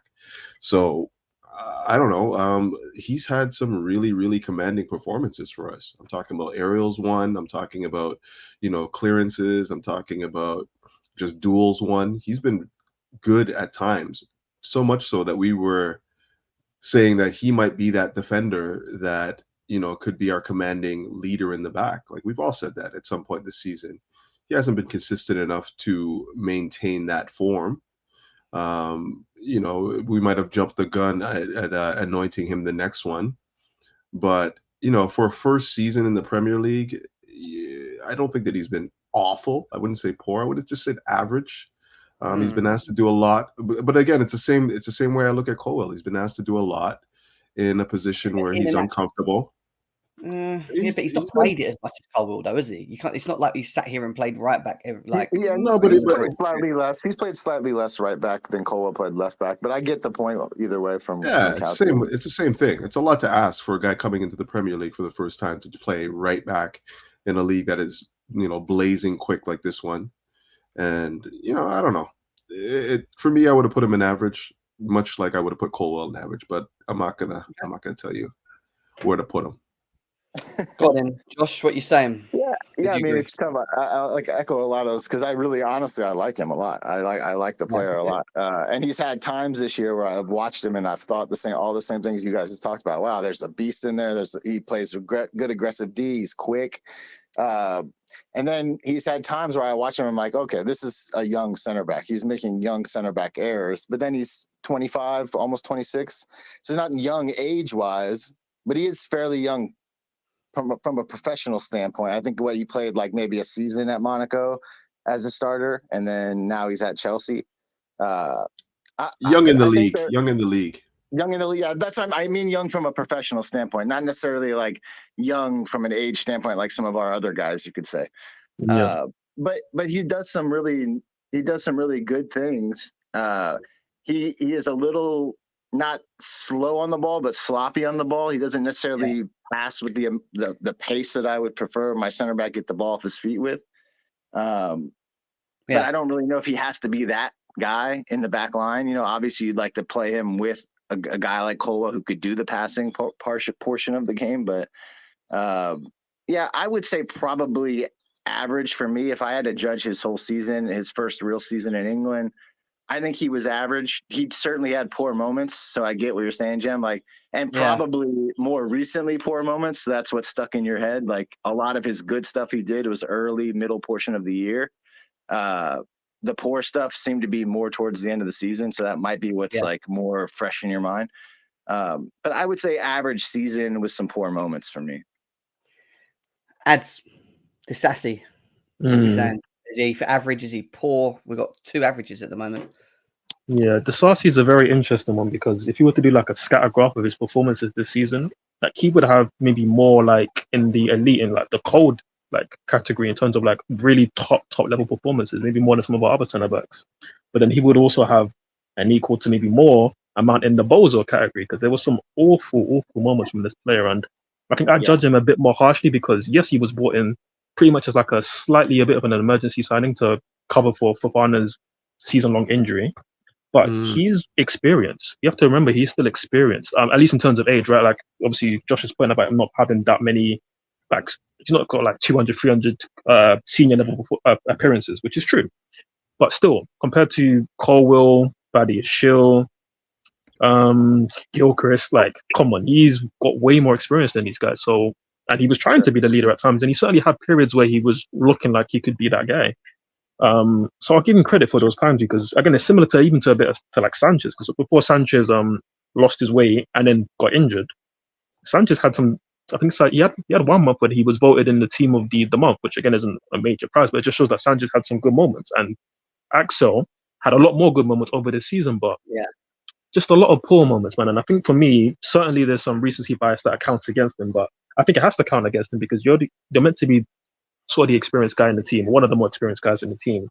And really, you should have locked down a position. By the end of the season, when we're going on that best run of form for the season, you should have been one of the mainstays. Absolutely. And for me, you weren't. And that has to count against you because most of your season was played at centre back. Yes, Couch is right. He played quite a few minutes at right back. But the percentage of games he played at right back was probably like maybe 20%, whereas for Colwill, he played maybe, let's say, 80% of his games as a left back. So I have to judge him on the 80% of games that he played pretty much as a centre back this season. And for me, while there was some very good games in there, for me, I have to say poor, especially for how much we signed him for, his experience. I will put him above Sanchez on this list, I'll probably have him behind Colwill. It's close, but for me, it's poor, and it's poor mainly because right now I'm looking at it. I would sell him if I had the choice. I would sell him. It's only one season, but we did do it with Koulibaly. So I would sell him and look to get somebody else because ultimately he's going to just be a squad player here. He's not going to cement a first team position. And we have young players who have higher ceiling than him to be squad players. So I'm not really too convinced by him, even though we've had some really good moments this season. I hear you. AJ, welcome. Good to see you. We are highlighting the goalkeepers in defence today. Guys, remember, midfield will be tomorrow, forwards will be Thursday, and Friday we've got the big manager talk. Now, if there's any news that breaks in and around the manager himself in regards to the board, whether he stays, whether he goes, that may switch. We'll have to see. There's been talks that there might be something going on in some crucial times in the next 24 or 48 hours. So we'll wait and see if that's the case. But AJ, Disasi's performance over the overall season, poor, average. How you feeling about it? Big up the panel, big up the chat. Disasi, first of all, you guys basically said everything, but I do think for him, I wish there was a tier between average and poor. because I do think that, first of all, we brought him in, like somebody said, he wasn't really, part of the squad planning. He was more of like an emergency type of signing. So anytime it's those type of players, I always judge them with that view. But regarding the season, he did have some strong moments, but he did have a lot of below average. That's what I'm gonna say. Yeah. So he had a couple of bozo. I think all of our defenders actually had bozo moments this year, even Thiago Silva. So I'm not against saying it, but I do think that regarding the tiers we have here, I guess poor makes sense because he did make a lot of mistakes. I hate, you know what I hated? I hated all I hate the celebrating of every little tackle. And then there was one time he made a mistake. He has the coldest photos of the season for sure. Yeah, he made a mistake and then celebrated his own. He made the mistake. Yeah, he did. He did. Shame. Like, you made the mistake, but like, I'll put it. I wish there was below average, but I'll put him in poor. I do think, again, he was a squad option. He's not really my favorite center back at the team. I don't hate him, you know. I think he can still do a job. You know, these players are still. He's young. We say that he's a little experienced, and I get it, but you know, at center back, you know, you don't really see the best of a center back till he's like late 20s, you know, early 30s. That's when you see them really cook, you know. So. Like Ads did say, he's one of the most experienced. Yeah, I agree. You know, so you should be showing that. Would you guys say though the kinds of mistakes he makes, you know, like crispness of a pass, the speed of moving the ball, like those are things he can improve on. Yes. Over a summer, over a year of knowing now, like, hey, when I pass the ball to Caicedo or to Gallagher or to Enzo, that thing's got to have some pace on it. I can't just lay it to him. There's going to be someone on his ass instantly. Like, because he's actually pretty good on the ball. He's actually pretty good. Yeah, I agree. Those are things I think he can. The mistakes he's making are things I think are improvable on as a player. They're not things that are like, okay, he's just lost. He doesn't read the game well. He doesn't know where to be. He's losing his man. He just can't. He's not passing anywhere where he should be. Like, it's just those aren't the things he's doing. He's doing things that can be worked on and be improved with time and more experience, I guess. But and one thing I'll say about this is, remember, this is his first year in the Premier League. Even Thiago Silva recently said in his goodbye message that he made a mistake the first game that he played, and he realized that the Premier League is way different from every other league, and he realized that he had to step it up. So I think adaptability is fair. Like we always say, when we sign a player, we should always give him 1 season at least just to adapt. I don't know. It's a tough one because I still think we need a defender. And obviously Silva's going. Looks like Chalobah could be up for blimmin' 25 million for Spurs or Fulham, which I'm going to write about if that's true. Jonathan Tah seems to be a name that gets tossed around a lot. And I think that's the kind of guy they'll look to bring in. A guy who's like 27, experienced, big, tall guy, can sort of like, he's not old, but he's experienced and good on the ball. If we were to bring in like a Jonathan Tah, I think that would be like a perfect replacement signing for a Thiago Silva. And then if they want to bring in another center back at that point, they have to let somebody go. Like they'd have to sell. I don't know that. Go ahead. I hear you. I agree. And we're going to keep moving because we've got a couple more to go as well. Cucurella, guys. Too cold, man. He's so cold, man. You talking about the last 3 weeks or the first? He's sort of the opposite of Disasi to me. He, like, early in the year, you could throw him in Bozo. He was terrible. But the last maybe 3 months, he's been one of our best players. So it's really hard to say. The problem when you balance it like that, it's, what do I think? I think he was very crap at the beginning. He went through that major injury that he had that put him out for, was it like to think 2 months, 3 months? Yeah, at least? About 6 to 8 weeks, probably. Yeah, he was out for, and then he came back. I wouldn't say he came back and then took off, and we was like, oh my god. I thought he was better than Colwill. I'm going to say that. I think having Colwill through that period and then Cucurella coming back in, it just felt a bit better. I'm not going to say tons better, but it felt a bit better. And then obviously the big change came later in the season when he started playing more of that inverted role. Now, let's talk about the positives of this guy, because there are some positives in him. One of the big positives for me with Cucurella is his aggressiveness off the ball. Like, sometimes he will just, especially from the midfield point, like he's judging his tackles very well. He's covering the spaces better.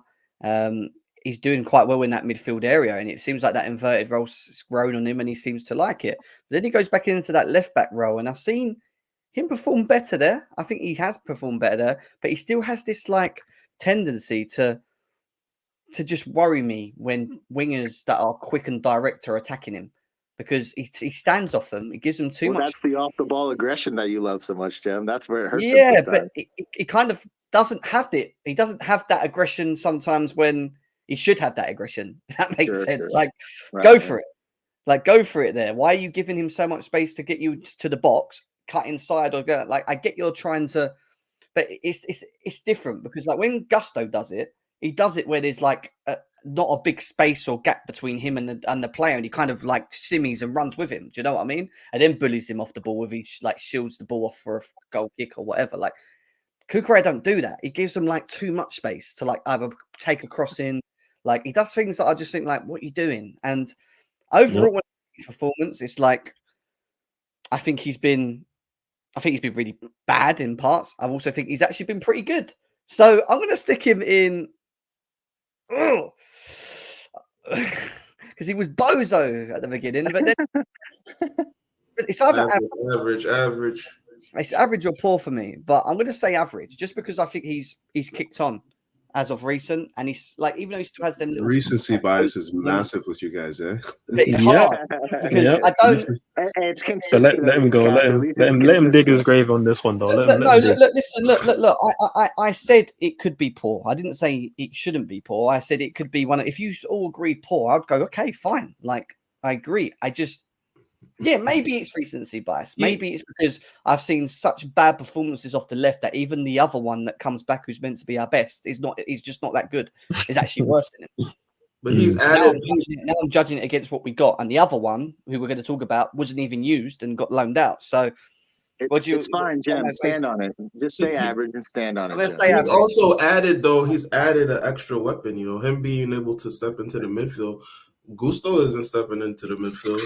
Choa isn't stepping in. So you got to give these guys credit for the actual characteristics that they provide in the team. I know it's been recently, like Couch said, you know, because we've all been frying Cucurella this whole season in the group chat. You know, we saying, oh, this guy. Look at Don's above average. Whoa. Get in here, Don. Don been frying Cucurella too. So, you know, him saying that is kind of crazy. Above average is wild. Above is a little bit too much. Go on, Don. I think average is good, man. Okay, so AJ says average. Couch, what are we saying? Come on, you're gonna counterflix it. I feel it. He hasn't played enough this season to really give him a full season grade, like, because he's injured for most of it, right? Let's be real. Oh, you're wild, Couch. That's wild. He's not injured for most of it. You went that way. What? He had like 2 or 3 months that he's out, wasn't he? No, we'll have a look. Yeah, 2 or 3. Yeah, that's right. 2 or 3 months. That's not enough to judge him, though. 2, right? Wasn't it In the middle of the months? season? Yeah. I thought it was 3 months, man. To be Stop honest, hiding, Couch. Stop dodging it. Honestly, I think some of his injury. Was over the winter break too. So there's a week or so there. He played 26. He played 26 games overall. 21 in the Premier League, 3 in the EFL Cup, 2 in the FA Cup. That's enough to judge. I mean, that's enough to judge. That's enough to judge. Yeah, I think someone else had 30 games, and we're judging on 30. We can judge on 26 or whatever. I agree with that. I mean, I don't know. He seems to always get yellow cards. He seems to not overlap well. Doesn't really provide much in the final third. Gets beat when he's pressed up the pitch. Like, he's poor to me. I'm gonna be real. Like, I think he's poor to average. Went in there. He's definitely kicked on this season. Like, he's gotten better as the season worn on. He's definitely found a role, or Poch has found a role for him that is, you know, complemented him well, like the inverted fullback role. He's done well there, but you know, if what you want from a fullback is somebody that can get up and down the pitch, overlap, swing and crosses, you know, get touch tight to his men and win duels, you know, sure, he can win the duels and whatnot, but like, I just don't like his gap control either. I think that guy often makes gaffes when he's trying to, you know, close down his men. And like, I don't know if it was tactical, but I know we spoke on it a couple of games ago where he's just so narrow all the time. He gives so much the wide players so much time and space on the ball. Yeah, it's so much so that I thought that like it was him just being deployed that way. Like he's just so close to our center back, our left center back, and yeah, I don't know. Like I'm not really a fan of Cucurella overall. Like I think that we certainly overpaid for him, but given the fact that he was able to find a tactical role and find himself, useful in that role, I guess you can put him in average. But yeah, it's definitely if there was a spot in between average and poor, he would be there for me 100%. Yeah, no, I agree. I think I would. I'll just be quick. I'm going to hedge what I say with him. I'll put him in average for his season because I think what he's done the last 3 months or so has been pretty. It's really helped the team at least solidify a bit. I still want him and Chilwell and Maatsen. I want all three of them sold in the summer. So that his finish of the season has nothing to do with my opinion of him going into next season. I still want him sold. I think we can improve on that position. Offensively, like what Couch is saying is 100% true. We are dead in the water going forward on the left side with him playing. A lot of people will talk about Mudryk. Like Mudryk can't do everything by himself. He does help wingers when they have an overlapper or somebody who can pull defenders with them. He just doesn't offer that ability whatsoever. So for me, when I'm looking at left back, I do want us to have a guy who can do that a bit more, but also still has some defensive stability. It's for me average for the season, but for sure still sell this summer. So how many pours and averages have we got here? I said average. I think they're all average so far, Jim. Everyone's average so far, except looking at our defensive numbers, it makes sense though. No doubt, no doubt. I think Ads is going to be sell, but let's hear it. No, he done enough to get out of Bozo for me because he would have been in Bozo. But listen, I think the sun's been getting to people's heads and making people think it's been a 3-month season. It's been way longer than that. Like I'm sorry. Like again, I don't know if that's the real Don in the chat, Don CFC saying that only Anthony cooked him. More than just Anthony cooked him this season. But again, the fact that you can say Anthony cooked him, that's a fireable offense alone. Quite literally, bro. Anthony, but that's on your resume. Anthony cooked you, bro. Like that's crazy. So again, listen. He's done well the last few months, and again, part of it is on the manager because the manager didn't use him as well as he could have in the season. Because I was the one saying that, listen, this guy was linked to Man City. Pep would have used him in a Zinchenko role, and why we weren't doing that for most of the season didn't make sense to me because this guy isn't a very good natural left back. He doesn't overlap that amazingly. He doesn't defend well in 1v1s. Again, Jem, you make the point very well that in 1v1s, he's quite passive. He leaves a lot of space, again, like how you're saying as well. He will defend narrow and give the winger so much space, which isn't good. Where he is good is where he is in close proximity to the play, which is obviously why he suits playing inverted. Like against, again, we know that he plays very good when he's like up against a winger and he can be like aggressive and get to them before they have the ability to turn when they're playing back to goal. If you remember when Saka played against us at the Bridge and Cucurella for 60 minutes pocketed him because, Saka has to play back to goal a bit, receiving and try and use his body to get round fullbacks, but Cucurella was always just hitting him, which he's good at. So those things like that, I will give him credit for. But again, for us spending 62 million on this guy and for the wages that he's on, most of us want to sell this guy. And yes, he might have turned it a bit around at the end of the season, and that's why I'm not going to put him in Bozo because he had a good end to the season, and that was a really good chunk of the season that ended up putting us in a pretty decent finishing position. So I'll give him credit for that. Also, important to know, he wasn't bought for this system, right? He was bought for if I'm not mistaken, Tuchel, right? And Tuchel was playing with wing backs, so that's an important adage. He's not even a wing back, is he? Well, I think that would have been even worse, to be honest. He would have definitely been worse. I mean, maybe he'd be best as a third centre back for sure. But I mean, listen, in this inverted role, there is potentially a future for him. For me, I think there potentially could be a future for him. But as a starting left back, am I convinced by this guy? No. I feel like there were so much parts of the season earlier on where he was getting beat too easy. He's having poor games at left back, some poor games at right back. Although again, you can see he's not a natural right back. Fair enough. But again, for me, he's at the top of four. Like, okay, my OCD is kind of kicking in here. So Gusto needs to be on the left of Patrick because he's been by far our best of anybody in this category. So why is he not in too cold? I would have put him in too cold, to be honest, but everybody said already. I came in late and everybody said average. So I thought, you know what, above average, fair enough, right? I put him in too cold. Otherwise, we suck. We do suck defensively. That much is obvious. But let's move. Somebody Let's gotta move. be good. But wait. But for me, I'm saying Cucurella needs to be at the top of four, and okay, Gusto needs to be at the top of above average. He needs to be on the left of Petrovic, because even Petrovic and above average for me is a bit questionable.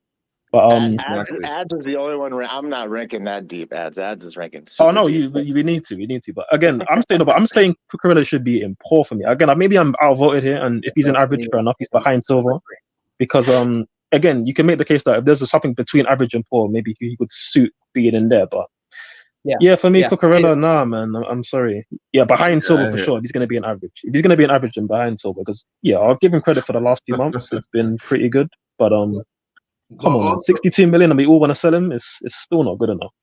Yeah. But, all right. Do you think Pochettino has? Sorry, Jim. Just 1 second. Do you think Pochettino has used the guy properly? It's only not till the last month that he's figured out how to use Cucurella. Is that true? That is true. But just that. So he's going to be more effective there, because he's not going to be great at overlapping or taking on his man. He's not like Augusto in that sense, of course. But I still think defensively, like, the system can only protect you so much. You still have to defend as a left back, and again, even against Brighton, for as good as he was in that game, and he had some good interventions, some good blocks, some good tackles, when it comes to defending 1v1 against the winger or the fullback that's overlapping, he gives them just too much space, and you can't do that at this level. You just can't. And AJ, I'll just say to the tactical thing that in my opinion, that tactical move to put him in the midfield is not a move to improve Cucurella. That's a move to unleash Caicedo, and I think that's been clear over the last 3 months. It gives Caicedo the ability to get forward a bit, to not have to worry about somebody getting in behind him, to have somebody there to play a ball with. And again, that's not a knock on anyone else. That's just that was a move, I think, to give Caicedo the ability to get forward. Making it so hard for me. But it ended. Couch muted. Yes, of course. Couch. Yeah, muted. Couch, you might need to mute, bro. You need to mute, Couch. Okay, let's move from Cucurella, because we're going to be stuck forever. Otherwise, I can see it happening. The next one is going to cause a lot of. No good, bro. The next one's going to cause a lot of couch first. discussion. Badia Stile. Now, and Don's here as well, isn't he? Don, he's getting sold, mate. Look. Uh-oh.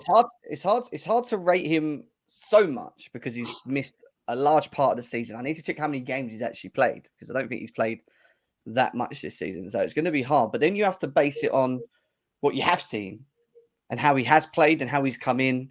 And you've got to ignore kind of the excuse of, well, he's injured and he's just got back, partly because, all right, one game, I get that. But then, to go that Burnley home game where we drew 2-2, and it was him and Disasi, and the Arsenal game, and the one before that, was it Newcastle? I think we won that one, if I remember. Where I actually think he played okay. Was it him? Can't remember. But when I look at his overall performances this season, I don't think he's been good enough when coming back into the team.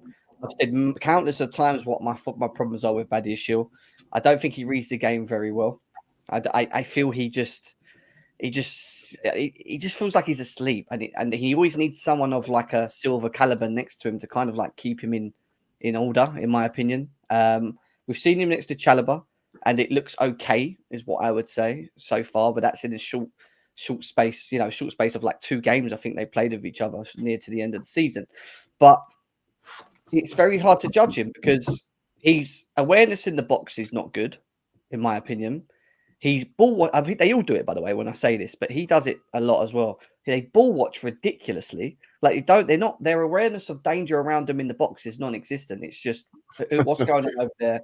AJ, relax, man. What's going on? What's it? So for me, look, when we talk about what we've seen of him in this small sample size of this season, has he come in and impressed me? No. Does he look like another one of them defenders that could come and take the role and say, this is my role, someone else needs to play next to me, I'm the man for Chelsea at the back? No. Do I think that he has leadership qualities? No.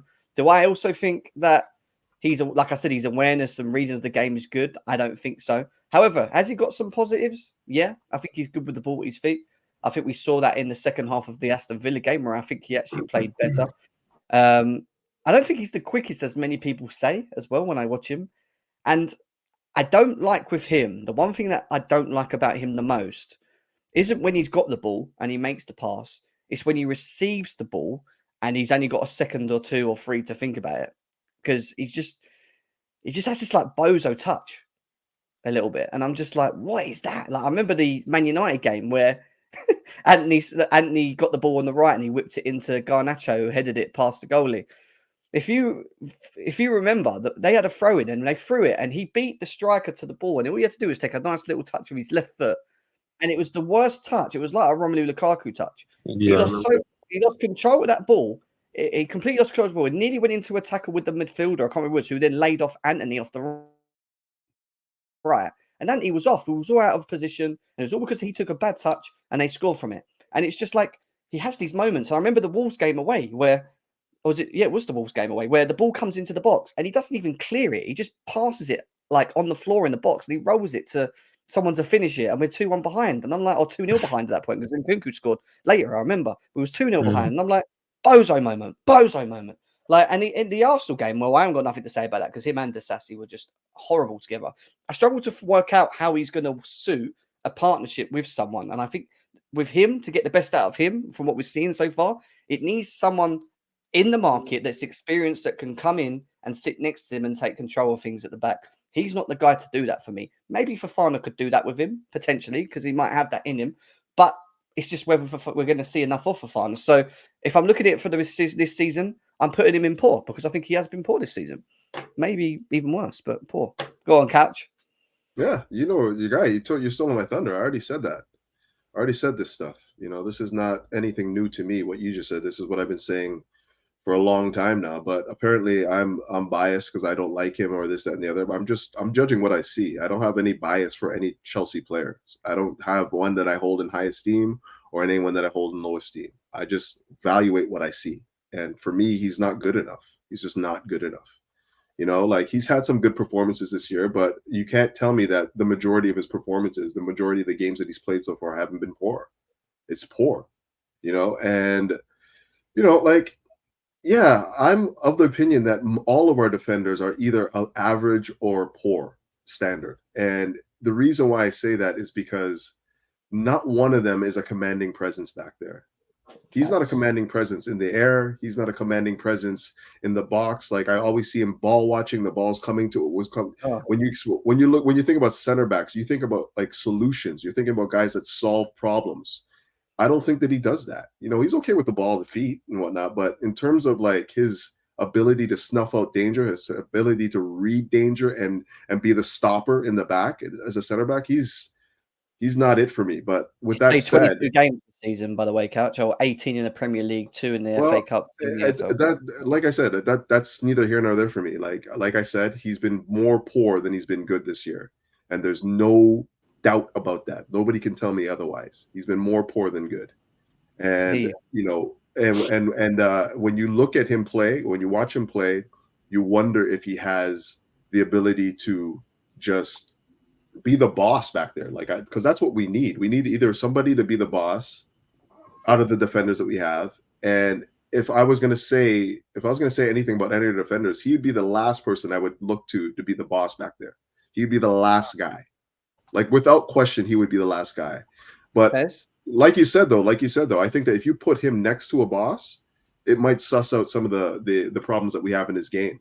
It might suss it out, but I just don't think that he's that guy for me. But he's in the team. Josh, what are you saying? Yeah, I mean, I'll be quick. I'll be quick on this one. You both basically said exactly what I would say. I think he is a talented but shaky defender who absolutely requires a veteran next to him. For whatever reason, it's just a mental key for him that he has somebody there who's going to have his back. So he plays with a bit more assertiveness in those games, and you can just see it when some of his worst games this year was when he played with Axel, and they've played together before. So. But when he does play with a veteran guy, you do see some of those strong on the ball attributes. He is terrible in the air. He just, for some reason, refuses to use his body and his height. He will get low and wait for the ball to come down for whatever reason, which I cannot stand.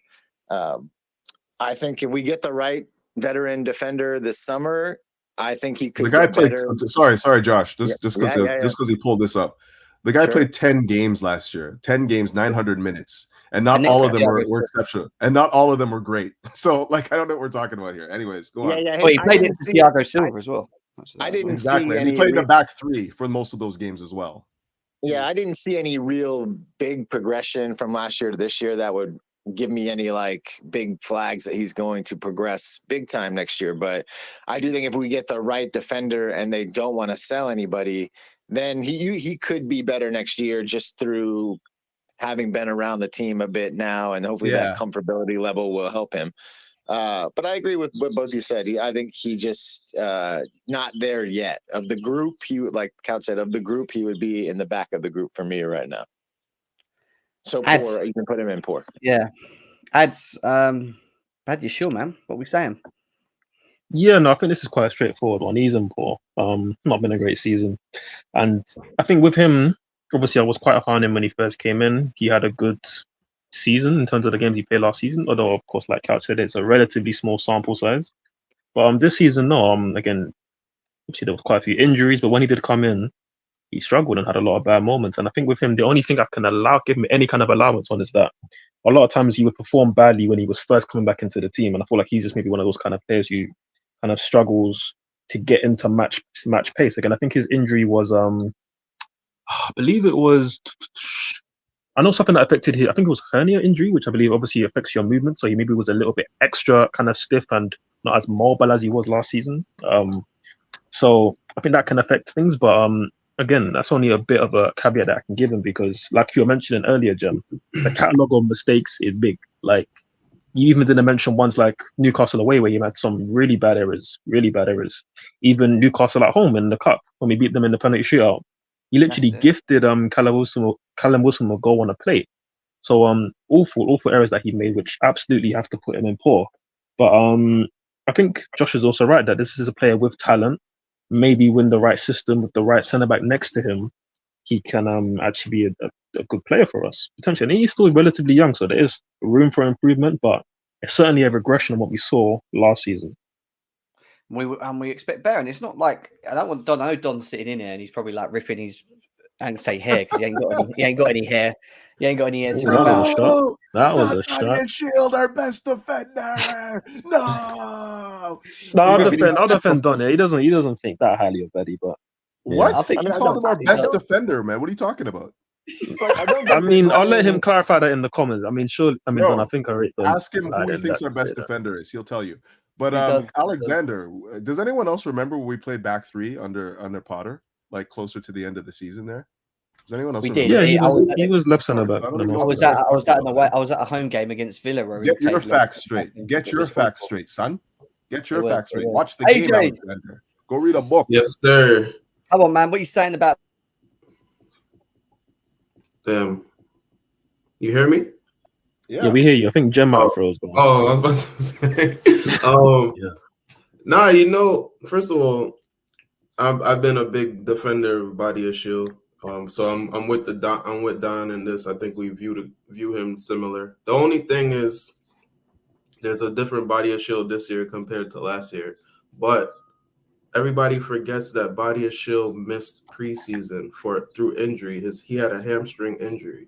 He missed portion of preseason and he missed a good amount of the first half of the season. So I think with that, it affects, your fitness, he was already new to the league. He only, like you said, he only played 10 games. He did show a lot last year because it's not only us on this panel and in the chat that was rating Body of Shield. So clearly he has something about him. But did we lose Did we lose Jem? Yeah, it looks that way. Yeah. Looks like he's joining.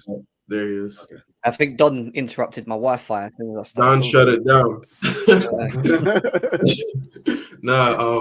But yeah, there's clearly been a different Body of Shield this year compared to last year. So I do agree he's been poor because I do hold him a little bit higher compared to what I saw this season. But again, I'm not going to take away from the hamstring injuries. But also just I think he needs to work on his approach and mentality to the game. I think he needs to he has a little bit of like a lackadaisical style, you know, and that's a style. That's a style. You know, there's a lot of players that play like that. Yeah, it's languid. It's a languid style. Exactly. But I think that doesn't do him any favors. So I think that can influence people's view of him. But he did make a lot of mistakes this year. His positioning was off this year. He hasn't been, you know, as tough in the tackle. Aerially, he's not winning his challenges. And I do think that all stems from not being in the best physical shape. So I'll give him another chance. You know, I still think he's better than Disasi. You know, I haven't heard anybody really make any. I agree. I think he's better than Disasi. So if we're willing to keep Disasi, we definitely keep him body a shield. You know. Okay. That's really poor. Is good, poor. Right, I'm going to Trevoh Chalobah and I'm going cold, man. Run it. My God. Listen. You're all going to think I'm jumping the gun right here. But at the end of the day, when a guy has come in a short space of time and played, 13 games in the Premier League out of 38, and played to the level that he has, to come in when we were in such a bad place as well, defensively, leaking goals, a lot of goals as well. Him and Silva had that nice little partnership for 2 games, and then Pochettino decided to give him a rest against Arsenal because that was the perfect game to do it against. You know, it made a lot of sense putting Badiashile and Disasi on. You could see clearly. And the one thing I would say about Chalobah this season is you're seeing more of an experienced individual. Yes, he's been out of injuries. And when he has come in, the difference between him and Badiashile, for example, is he's took his chance and he's shown his qualities and he's turned up and he's played and he's also shown versatility to be able to play on the right, which I don't think is his best position, but he still can do it. He can do it better than probably most of our centre-backs. That could be asked to be played in that role. He played very well in the centre-back role. I like the way he carries the ball. I like the way he passes the ball out. I like the way how he aerially wins the ball. But what's impressed me the most of him compared from last season that I think he's got better at is his timing in challenges. When he's on his own and he's having to deal with someone on the left, if someone's running at him, he stands off, and he usually 9 times out of 10 follows them around with his pace and he wins the tackle. And he's doing that more consistently. And he smells danger. I like that about him as well. I can't say that for other defenders. I feel like he does. I feel like he knows and sniffs. He has a bit of a sniff when it comes to danger as well. And listen, I'm not saying he's the fully complete Chalobah, and there's still rooms for improvement even for him. But when you look at the short space of what he's done and how he's performed in this short space, from a player that was going to be sold in the summer to then coming back in again and fighting for his position to show, look, I am here. Like, I can play for this club again, like he did under Potter, like he did under Tuchel, and now he's doing under Pochettino. I think you can only take your hat off to him, to be quite honest with you. To just be, in a way, thrown aside, which he has been in most parts, because we've bought defenders and kind of just gone, yeah, you sit there, mate. Even before his injury, it must have been hard for him as a young lad to have to deal with that. And he's come in and he's took his chances and he's shown it. And I like his passion. After games, he'll come on Twitter and he'll go, my fucking club, like that kind of stuff. And I like all that. And he's a Cobham boy, at the end of the day, I don't want to see him gone. I don't want to see him gone. He's one that I do not want to be sold, full stop. Not on what I can see what we have currently at the back at the moment. There's no one in the back 4 that deserves to, that makes me go, right, Chalobah, we can sell you because we've got A and B and C. He doesn't, because we don't. So for me, too cold, man. Now, people will go, nah, it's too much, but maybe it's just more I am with Chalobah. But are you standing on that, Jim? Yeah, if Gustavo's not too cold, Charlo can't be too on that. cold. I agree with everything else. The other defenders that we've seen in a short space of time. He played 10 games in the Prem this year. It's okay. In the FA Cup. 13. That's nearly half. No, Come it's on, not. dude. Nearly half? Oh, Jim. Go ahead, Listen, Cass. I've been waiting for this one to come up, so go ahead, Cass. What do you got? Yeah, no, I don't have much to say. I think he's been really good in the games that he's played. Like, really, really good. Like, surprised me. Because the problems I always had with Chalobah wasn't so much about his ability. It was just his head. Like sometimes he just makes crucial errors at the wrong time and gets punished all the time. He just always got punished, whether it's a handball in the box, whether it's a red card, whether it's a foul in the box, whether it's an own goal. Like it was just constant with this guy. Yeah, he's played 10 games. So like I don't know. He's 13. Okay, three in the FA Cup, 3 in the league, okay? Or 10 in the league, sure. 13 games. And like I haven't seen that, right? So whether that's enough of a runway to say that he's been too cold, I can't give you that, but I can't say that he has improved on what I thought was a chronic issue of just giving away the ball, making errors at crucial times that cost us points. He's improved on that.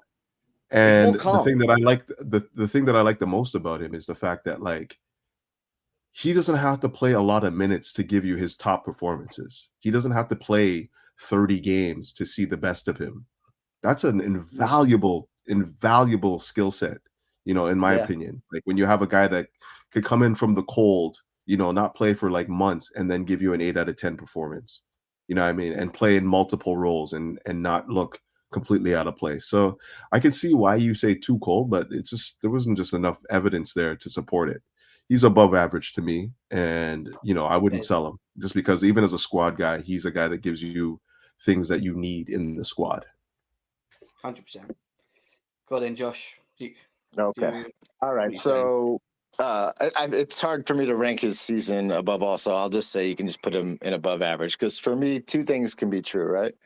He's a really good player. He's a really good center back. He's probably like an average right back. Let's be honest. He's a good center back, though. He does a lot of good things that you like defensively. I agree with all that stuff. I look at him very similar to how I look at Conor Gallagher, who's also a good player. Both should be sold this summer.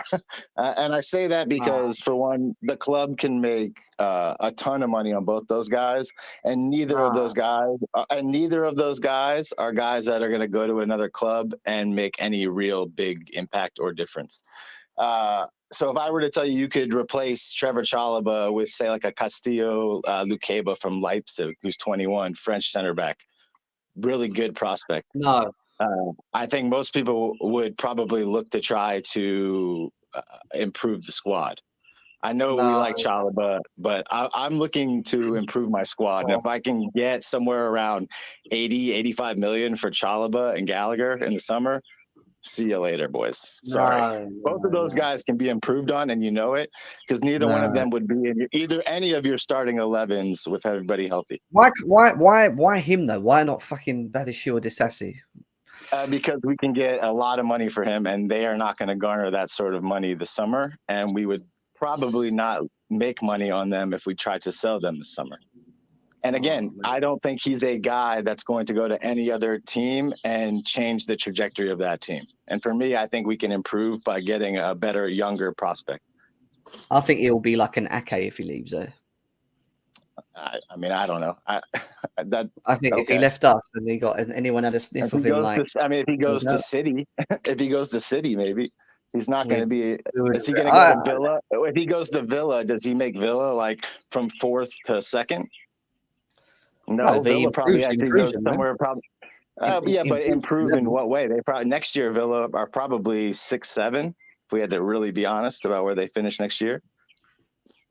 I don't think you sell guys that add value to your club. Like what value in a bench role. The value you guys are speaking of is emotional value, and I understand. No, he's a good player. He's a good player, and with a team that is often injured as we have been, you need a guy like that. That's in the he's one of those guys.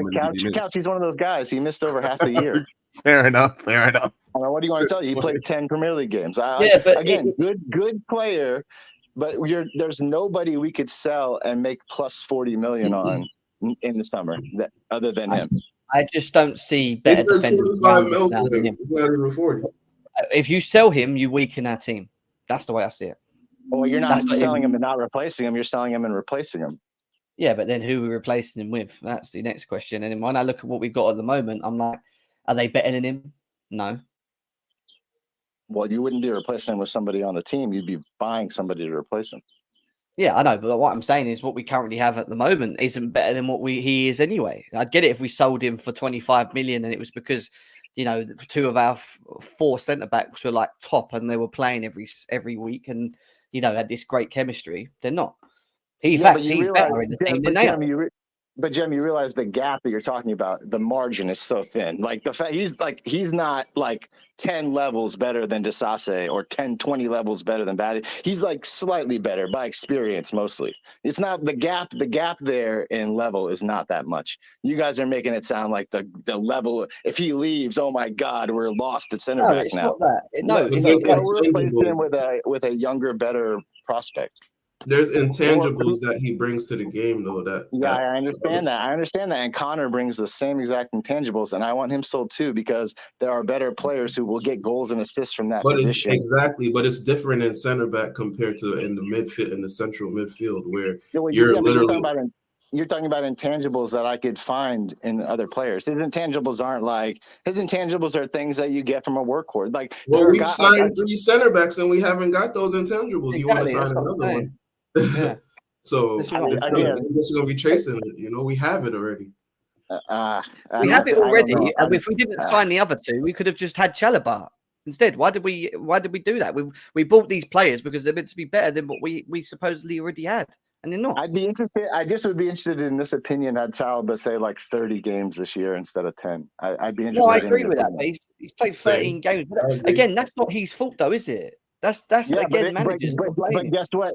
What it does for us is though those last 10 that he played really well, those increase that value. So that 25 million that's being tossed around, that was probably a number from last year. That's probably 35 million now. I mean that's something. Apparently they want 25 million again this year for what they gave. But look what that did, Jem. 10 games. Which I'm saying is not enough to really value him. That added probably another 10 million on his value. So to the club, that is a good thing. But I don't value the 10 games, but the club and somebody wanting to buy him might value those 10 games, and I'm going to hope they're the sucker on that. But those 10 games allowed us to move from 12 to 6. Yeah, I mean, he's not. I mean, okay, yeah, that's nice to say. Like, but there was a lot going on before that jump. There was a lot of things going on in motion. He wasn't the sole factor that jumped us from 12 to 6. I mean, he definitely helped. He certainly helped because he brought some experience to a young center back line at the time. But again, the margin that you guys are talking about here is still not enough for me to not take 40 million for the guy. Not even close. You said a Leipzig guy is going to come in and hold it down for us? Well, a name that's been tossed around that I've heard is Castell Lukemba, who's a 21-year-old center back from Leipzig. He's a French guy. He's a really good young prospect. A guy like that, I think, would improve our team. And Disasi was? No, Lukeba, from what I've seen, looks better than 25, 26, so he's never been a big young French prospect. He actually did get a call up this year based off his play, but he's never been a guy that's been in. Buy, Josh. Why are we always looking to buy? I'm sorry, did Trevoh Chalobah make the England squad? I just missed that. Or did they call it Harry Maguire over him? He would have made the England squad, but it's not those the point. 10 games, Jem. Those 10 games. Jem, did you see him in those? Jem, listen, our coach at England still picking Maguire, and he ain't even kicked. Jem, those 10 games were better than anything that Maguire's done all season, right? So why did Maguire make that team over Chalobah? But he picks that's because of the coach. Maguire has more intangibles than Chalobah. He's crap. But Maguire's proven at England level, in the eyes of Southgate, Maguire's proven that he's been there at tournament, so that's why we know that Southgate picks on sentiment a lot. But he can say on his resume. He can say in his resume he's got to a World Cup semi-final, Euros final. He can say this on his resume, which is why we know Southgate prefers his guys, and Maguire's one of his guys. Luke Shaw's one of his guys as well. He's going to be picked, even though he's hardly played this season. So we know that that's in play when it comes to international football. Okay. Go on then. Okay. I do just want to quickly bring Josh back in and just to ask one thing before I talk on Chalobah. So, of our centre backs, we pretty much talked about all of our centre backs now. So are you saying you would only sell Chalobah and you would sign one centre back in the summer? Well, no. Well, for one, Thiago's leaving, so we're going to have to get a center back to replace him. So that's one. The only other way that they get a center back is if someone leaves. So if they don't sell Chalobah, which is totally, I guess, in the cards, if they don't sell him, they won't probably get another center back. The only way that they're going to get 2 center backs is if they sell Chalobah, which would probably be the only guy that they can sell this summer and turn a profit on. That's I what hear I'm saying. you, I don't but like. if Listen, it's your choice, but I'm saying if it's your choice, what would you do? Because obviously we've seen it in the past where we've sold a centre back after only one season, so we could technically do it with Disasi. They could want to cut ties with Badiashile and just firm the loss, because they're probably going to sell him on a loss. Yeah, but why So I'm would just they asking want to if you take had a the loss? choice. Why would they want to take a loss after 1 year on a guy? That doesn't make any financial sense. I hear you, but I'm just saying if you had the choice and you could take all things into a factor, so you can also take into account the money that we could potentially lose on Badie or Disasi. So I'm saying if you had the choice, Listen, what if would you're you do? asking me if I think he's a better center back than Badiashile and Disasi, I think he is a better center back right now. I would Okay. still sell him in the summer. It has nothing to do with the fact that I would or would not sell him. Sorry, it just doesn't. Okay, that's fair enough. Think he is not a guy that would be in my starting 11 if everyone's healthy in our team, and he's not a guy that I think we can't buy a better center back than. He's not, the margin of his talent is not that much better. But he is. But if you're asking me on pure talent, is he better than those two guys right now? I would say yes. I think he's a more consistent center back than both those guys. But again, if I'm running a business, I just bought those guys last year, and I cannot, unless there's like the biggest Badiashile fan on the planet in France somewhere who wants to spend 50 million on him. The only guy that we can turn and flip a big profit on is Chalo if they want to sell a center back. But hey, listen, they could very well turn. They watch those same 10 games that everybody else loves so much. They may turn and say, "Hey, let's keep the guy." What about the guy Colwill? that you've got You can intangibles? sell Colwill. No, they just signed him to an 8-year contract. They're not selling it. Go on in, Ads, just hear you quickly on Chalobah. What are you saying then? Yeah, I mean, the irony is I didn't really have much to say on him before everybody talked, but now so much was said that I actually have a lot to say, but I'll try and keep it relatively brief. But firstly, again, Jem, you know my thoughts on Chalobah. I think everybody should know by now my thoughts on Chalobah. I would absolutely keep him. I think players like this, you keep in your squad. Again, they're not the most flashy, they're quite low maintenance, but that's what you need in a squad. Again, you don't win trophies, you don't win these things with just 11 players. It's not even just 17 players. It's a 23-man squad that helps push to win trophies or just be successful in a season. And then you look at Real Madrid and Nacho Fernandez and Lucas Vazquez. Look at, let's say, Liverpool with a Joe Gomez. Barcelona with a Sergio Roberto. These aren't the flashiest names. They're not on the biggest contracts, but they're willing to stay and play for the club because the club means more to them than it does to other players that we signed. It means more to Do you feel Chalobah. this way about Gallagher? Just to clarify, do you feel the same way about Gallagher? You want to keep him for these same reasons? Similar, but with him again, because we can earn more money for selling Gallagher, it's different. And also again, because Gallagher, like, he's gonna want to start because he's, again, in terms of like the tier and like where he is in terms of midfielders, he can play and start for more teams. So like it makes more sense to sell him because he can go and, let's say, start at Tottenham. Whereas with Chalobah, he couldn't, let's say, go and then start at Tottenham because he isn't better than Romero or Van der Ven. So it's a bit different in that aspect. So like I'm just saying, for me, like Gallagher, I would keep him like in an ideal world because I feel like he could be a good squad player. But if you can get 50, 60 million for him, then it's different because he could start for many other teams. Chalobah isn't going to start for any of the top 6 teams. However, I would keep him because impact your team. Pardon? That's 90 million on 2 guys that don't impact your team in a way that you'd like. I'd like more goals and assists from Gallagher's position. Yeah, I agree. I'd like maybe a little more solidity from a center back position. So if I can get 90 million for 2 guys that I don't think really impact my team to that level, why would I not sell both those guys? And I hear you, but with you right now that Gallagher right now is way more important to the team right now than Chalo is. To a degree, yeah, and that's especially because we haven't seen anything of Lavia yet, and we don't know. But obviously, if Lavia shows what he can do, but I can project. I think Lavia is a million times better than Gallagher. I agree. Just based off of what I've seen him do and the potential that I see him, I think you're going to get way more out of Lavia than Gallagher. So but my thing with Gallagher and why I would sell him is just, and I hear what you're saying. My thing with Gallagher is why it's more of a case of son. I don't want to stick too long on this because we're going to do a whole show on it tomorrow with midfielders. Sure. Again, with Gallagher, it's like he's a 50, 60 million player potentially in this market, and he's somebody that would want to start. But Chalobah, I could see him being comfortable and happy just being here and being that guy who's behind the main centre backs, but he gets 20, 30 games a season as long as he's fit. And I just don't feel like with Gallagher, he's going to want to do that because, again, he's tasted the limelight of being the main guy, of the fans loving him, singing his name, having banners, being the captain because Reece James isn't here for the season. So I just don't see him wanting to then revert back to being behind Lavia and then Enzo, I can say they were in the pecking order. So, but again, just sticking back to Chalobah, for all the reasons that I mentioned before, whether it's, again, the likes of Nacho Fernandez, for example, just at Real Madrid, he can be that for us and stay here, be that player who understand what it means to be here, coming up from the academy. I've also played with legends before as well. He can pass that through to these guys coming up as well, and just be a squad guy. And I think that's fine. And I think when you look at what. As a Yeah, I agree with you. I think we he would like be that. cool. I think he would be cool doing that. And if the team decide, hey, you know what, we don't want to sell this. We don't want to sell this guy. Let's just keep him. We think he's good. Then that's what they'll do, and he'll stay and be fine with that. But I also think that there's a real possibility that they get some offers for him that they will absolutely entertain. He's most likely going to get what you're sold. saying. I totally understand what you're saying. I'm not. Again, this is not me saying this is a bad player. We got to get rid of him. It's not that. It's just there's a real opportunity to make almost probably close to 90 million on two guys that you can definitely improve on.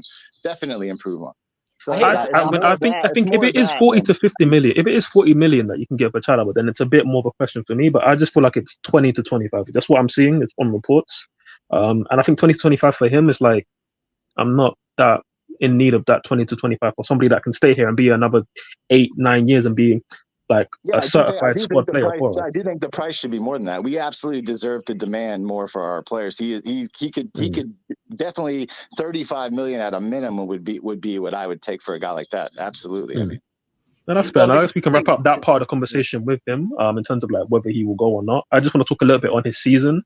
And again, Jem, I've talked with you at nauseum with Chalobah in terms of how much I like him and rate him.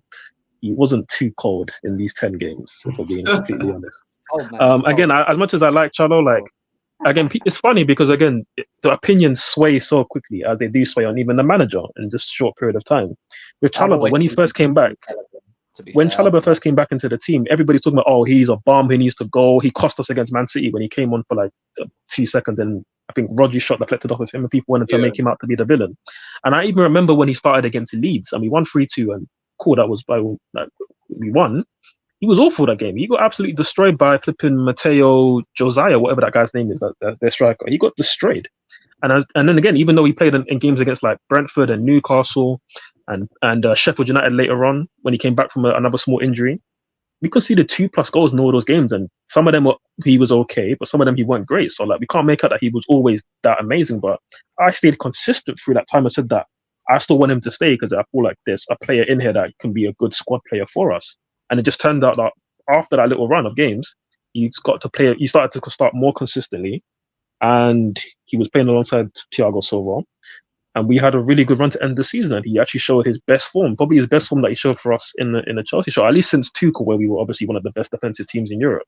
The fact that he had this run in a team that's been quite horrible, in fact, our worst defensive record ever in Premier League history, but the fact that he came towards the end of the season and helped us be on a consistent run where we were pretty decent defensively and win some games, and also his passing up from the back was great. The the pre-assist that he gave to Noni, who then assisted Nico Jackson, that was amazing. So we've had some really good moments, some really good goals. The header against Tottenham, I believe it was, very good header.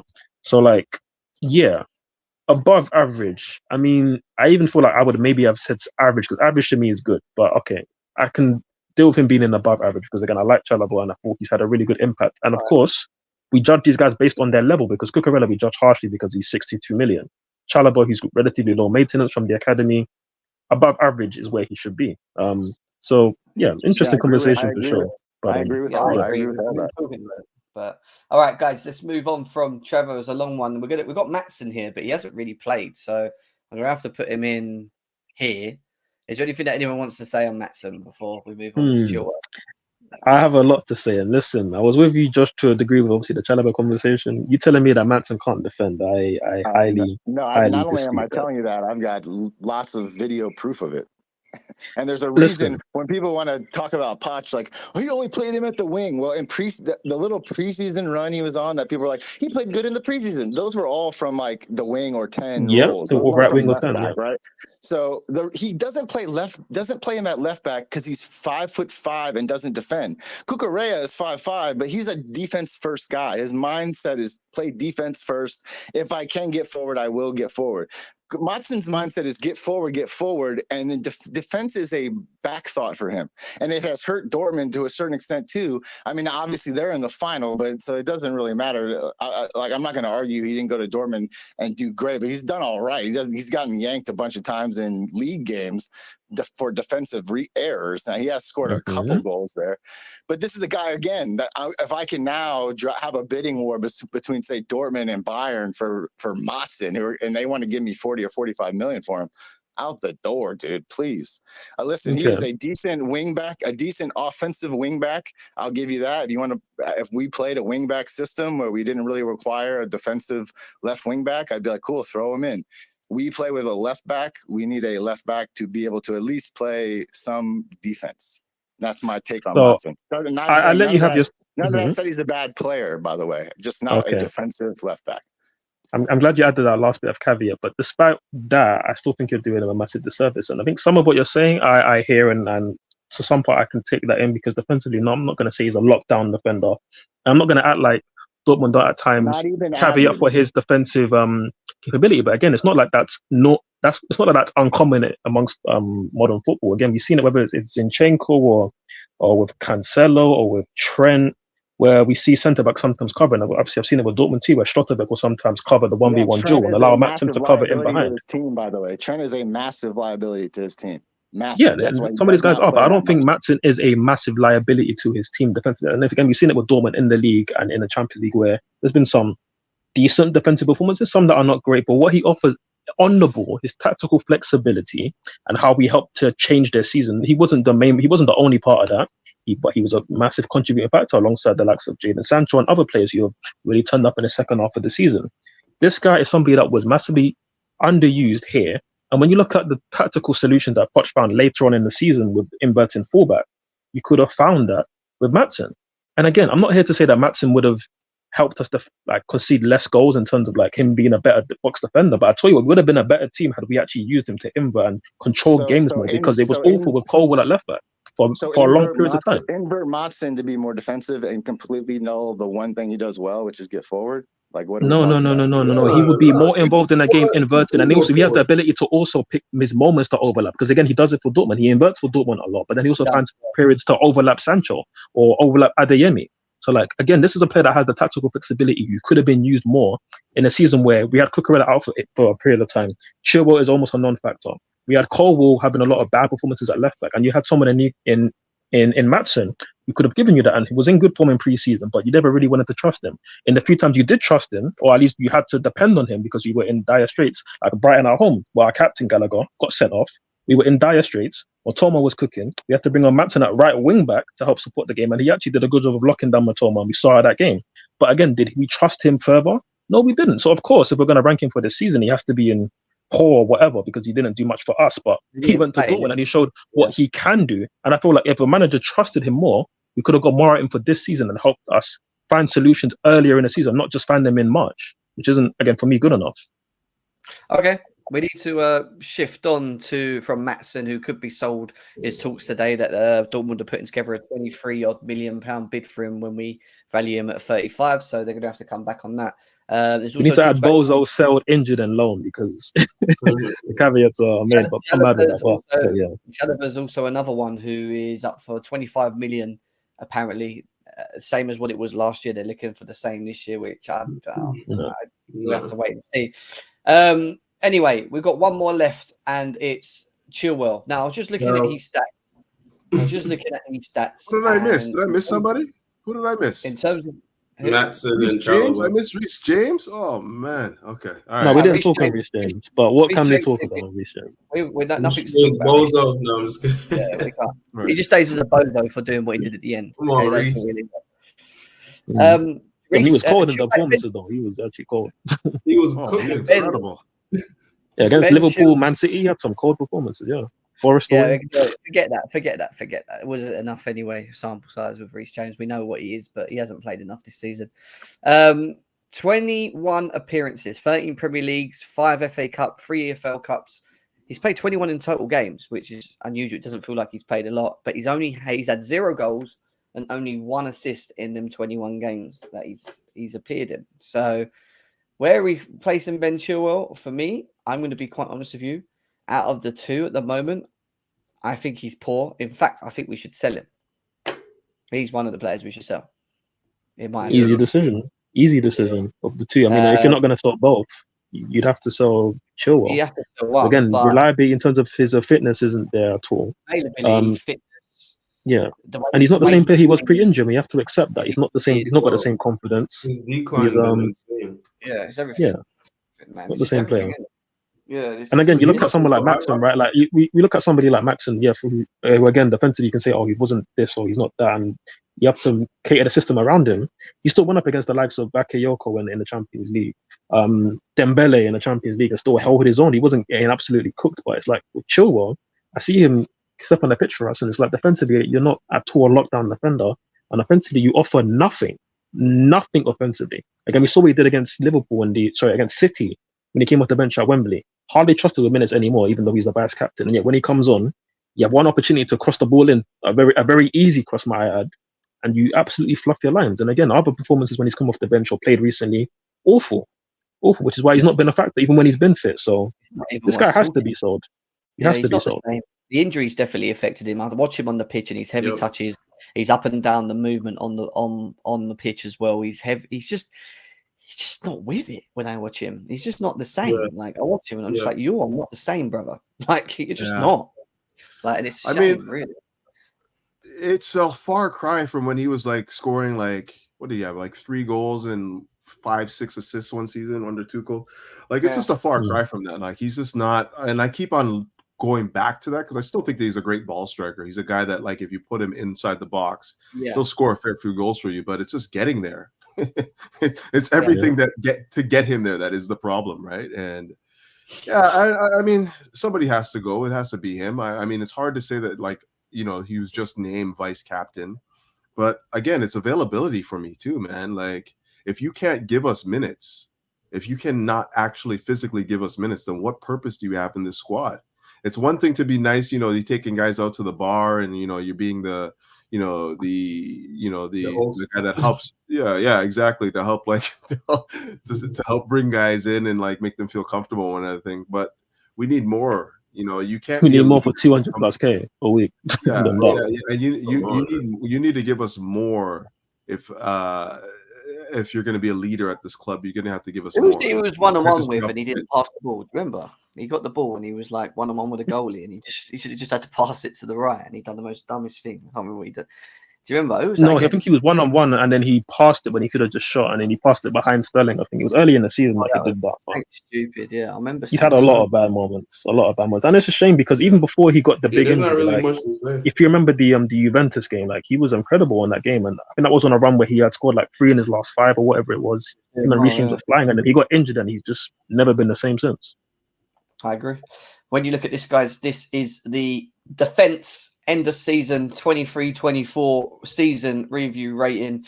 No one in the 2 colds. We've got above average. We've got Gusto, Petrovic, Chalobah. In the average, we've got Cucurella, Thiago Silva. In the pause, we have Colwill, Disasi, Sanchez, and Badiashile. And in the ones at the bottom, well, some of them have not been rated, but one that is to be sold is Ben Chilwell. Maatsen, we believe, will probably be sold. Fofana and James, we haven't seen enough of. Tomorrow, we will be doing the midfield, guys. The midfield is the next. That was actually pretty accurate. I like how that came about because I don't think that we've had any defenders that have been exceptional this season. I don't think any of them have. And you can't, like, when you look at what a defender is supposed to do, which is keep goals out, you know, defend our box. We haven't done a good job of that at all this year. When you look at the fact that we considered 63 goals, and a lot of that isn't just down to the players. I would agree. I thought a lot of it has to do with our defensive structure and the setup, and the manager in particular. And you know, how many times did we see defenders play well and then not play the next game? You know, like it's just I just couldn't understand it. Right. So everything that I think that rating system accurately details what the season was for us defensively. I think it was a very good rating by the panel, to be honest with you. I was quite impressed. Tomorrow's is going to be a lot shorter because it's the midfield, so we'll have to go into maybe a bit more detail on some of them. I'm sure when we get to Enzo and Gallagher and these lot, it's going to be more. I have a question though. Yeah. If a bid of 40 or 50 mil came in for Fofana, this summer, do you take it? Wesley Fofana. Wesley Fofana. You taking Why have losses you on asked him that already? question? Why have you asked that question out of the blue? I wonder I why. just want to know. Would you Yes. take it? Yes. What about you, Yeah. Kel? Yeah, What about probably. you, Ads? We shouldn't have bought him in the first place for me. So to me, that's just damage limitation Listen, selling him. I mean, it would suck if he ended up leaving and then end up showing his form from before the injury, but Yeah. it's just one of them. I would actually just give it a season and see how he does, because we can still sell him again the following season if need be. No, I but would if that at least offer give him a comes in season for and see 50 what he can million, do. if that He has to offer play. comes in for 50 million, you know, like I would take it. Not because I don't trust that, not because I don't think that he's a quality center back. It's the fact The that money like to run. it's 50 Can't million. understand that. The guy has Yeah. been injured for 2 seasons, and Yeah, there's no exactly. guarantees he's going to be able to come back to where he was before. You know, so I'm taking the money right now and just trying to reinvest it into that position. You're not getting 40 or 50 million for him. I'm just Yeah, saying. well, not really. That's the thing. But the tricky thing about it is like, because we have Fofana there in the cart, like we can't really like go out and say, oh, we're gonna definitely buy a big centre back, because he could be that guy come in and like sort of cement himself as one of the guys, and then we already have 4 or 5 CBs other than him that aren't named Thiago Silva. So it's a tricky one, and we just have to hope he comes back fully fit and then he can show us the form that was made him such a house, like a heralded name in Europe at the time. So we'll see. Guys, we will catch up with you tomorrow again, probably around the same time. We got the midfield to discuss.